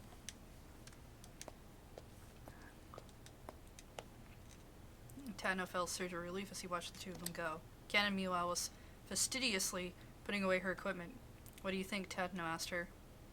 About what? She asked, her gaze as serious as ever. About Alfred. Why hasn't he shown up? And what Stanley had said was true. Alfred ought to be coming their way. It was both strange and unsettling that they'd been able to get inside without any interference. This isn't over yet, Tadno continued. Don't let your guard down until we know Alfred has been dealt with. Right. Cannon pulled out a pistol. You keep those 2 safe, she said. I'll go check things out front. She got back into the elevator and headed up.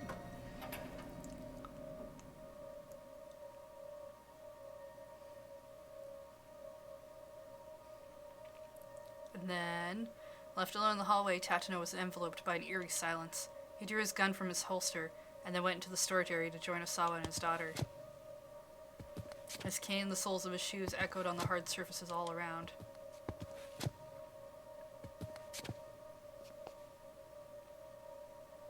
At the end of the hallway, Tadno came to another door. He took up position there, determined to guard the 2 individuals inside. This was the only way in. If anyone was coming, they'd have to pass through here. Putting his back to the door, he let out a sigh. A great weight of exhaustion settled over him. Too much had happened over the past few hours. He'd recalled too many painful memories that had long been buried deep within his mind, and he realized that his whole life was rife with things he could never undo. Oh. Your mom loves owls? I like owls too. Owls are great. That's why Rowlet is best Pokemon. If you're coming then, come on. Tadno aimed his gun down the empty corridor. Right now, he just needed to protect Maria. That had become his life's sole purpose. Wait, is Cannon actually Alfred? Yeah. Also, explosion. Went out an owl sanctuary last year was rad. Aw, that'd be really cool. Owl sanctuary sounds sweet. Suddenly the door that was in front of him was blown off its hinges with a tremendous explosion. The shockwave traveling down the corridor struck him an instant later. Tadno had neither the time to wonder what had happened, nor any chance to avert his fate. It's been too long since an explosion. Got me 83. Alright, I need 85. Which involves Jack's path, but the ending occurs on this path. I have to change a different thing on... Oh, I see. Okay. So... 1820.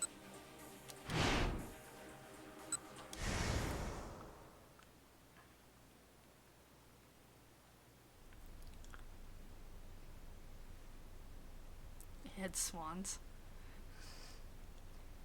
Swans are overrated.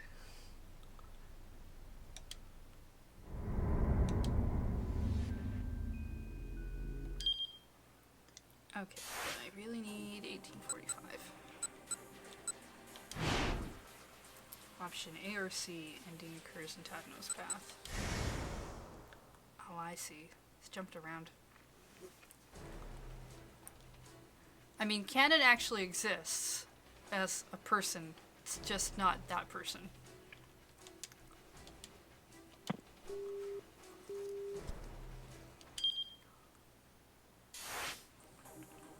Alright, and then Tatano.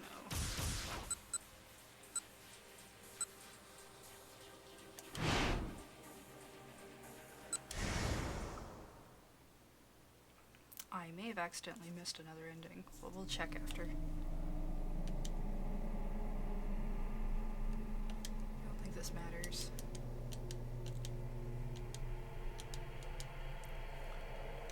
Can't shoot me. I know your sad parts.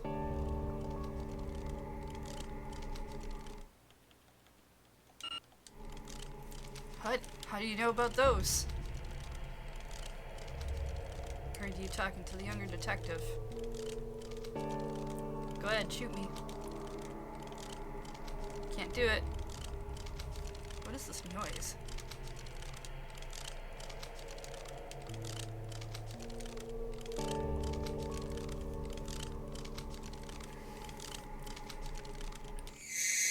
Just keep Maria safe, that's your job.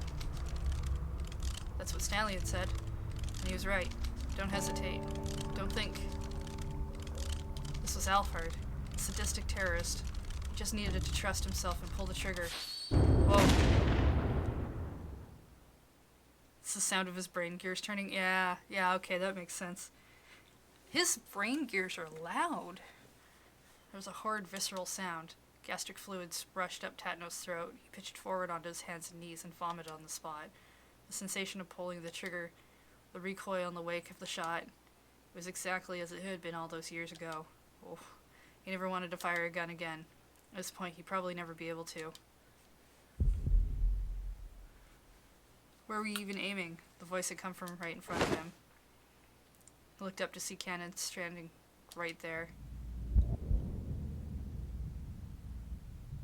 His heart began hammering like mad. This was the end. He braced himself for oblivion, even as his body cried out to survive. There was the dull roar of a gunshot, and then silence.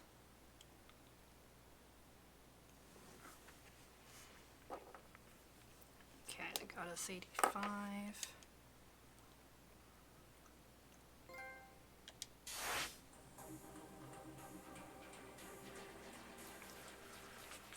Yeah, I think I'm missing one ending. Alright, let's go fix this Jack.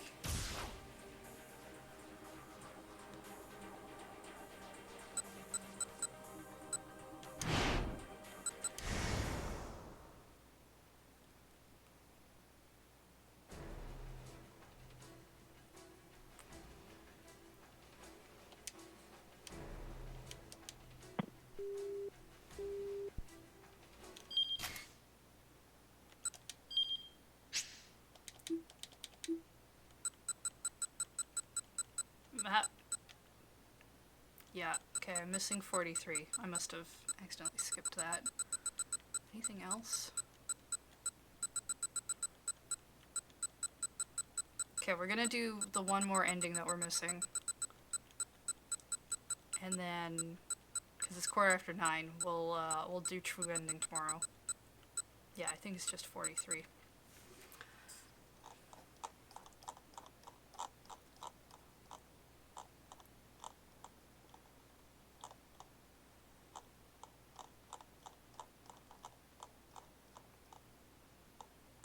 Where is that? Ah, here we go.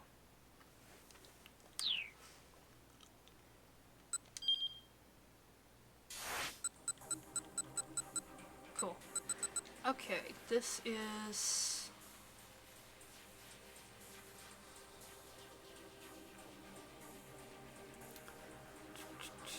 $3 o'clock, 1,500 hours. It's in Norikawa. Oop, went too far.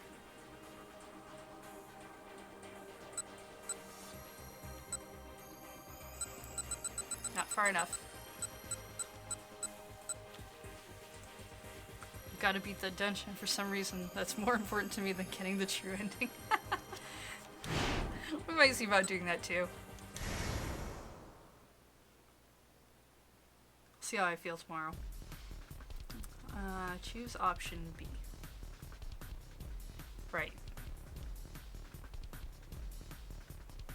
Oh, okay, this was the whole going back to tell the theater that the dry ice machine was broken. Okay, but this ending actually occurs in Hachi's timeline here.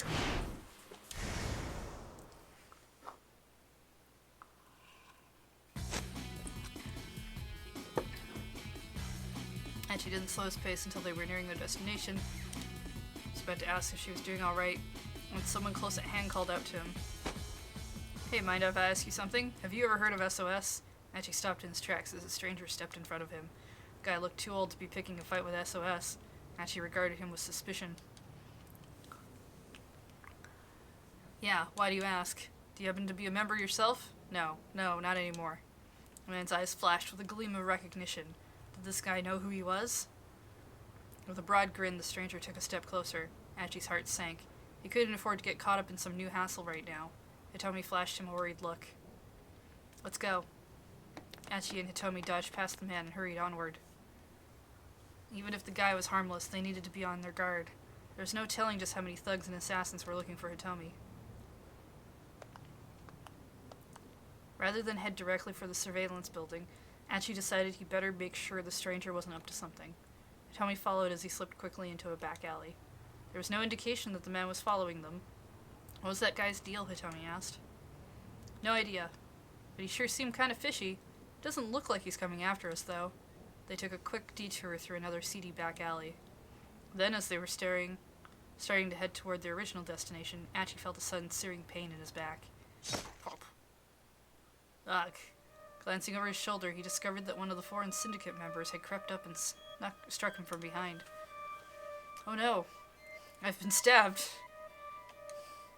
Ah! Hitomi screamed.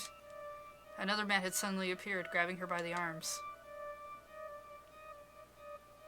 Hitomi... Hachi tried to reach out to her. His arm was leaden. His body refused to obey his commands. As the attacker wrenched the knife from his back, Hachi felt the blood gushing out of his wound. The two men started to drag Hitomi away. Damn it. He tried to pursue them, but his legs faltered and couldn't find their footing.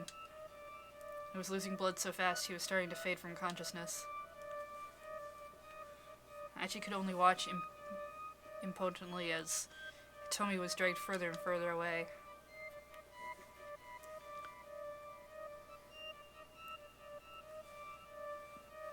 Stabbed by a kidnapper. Hachi got stabbed, caught in a surprise attack by one of the kidnappers. He could only watch. If that weird guy hadn't tried to talk to him, Hachi would never have taken the risk of wandering through the alleys.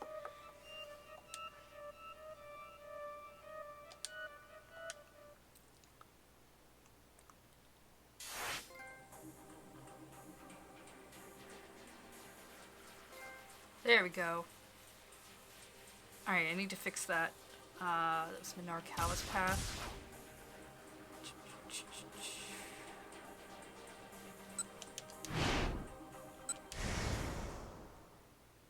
Hey, MTV CDM.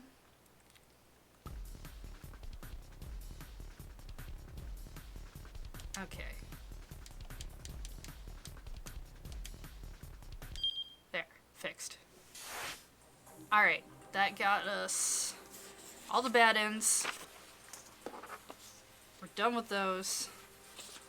We've got that weird dungeon game, I guess. I'm gonna add that to the list of possibility things we'll do. That we'll do next time. Yeah, that was the last bad end we had to do. Pretty sure. That means we should be able to do the true ending. And you can technically open up. There's a couple character scenarios I want to do as well, and then there's special episodes. But it is 9:20, so we're going to call it there. We'll be back for more of these shenanigans tomorrow. So, let's take a look.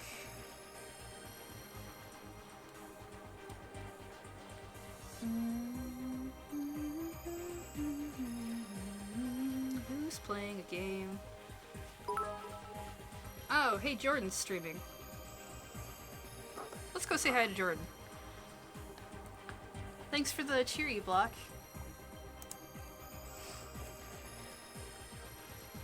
Yeah, I'm gonna, just gonna drop the Discord and the YouTube links again. Try to get the rest of these episodes for 428 up, although it's probably gonna not be till next week at this point. But we're gonna play more of this game tomorrow.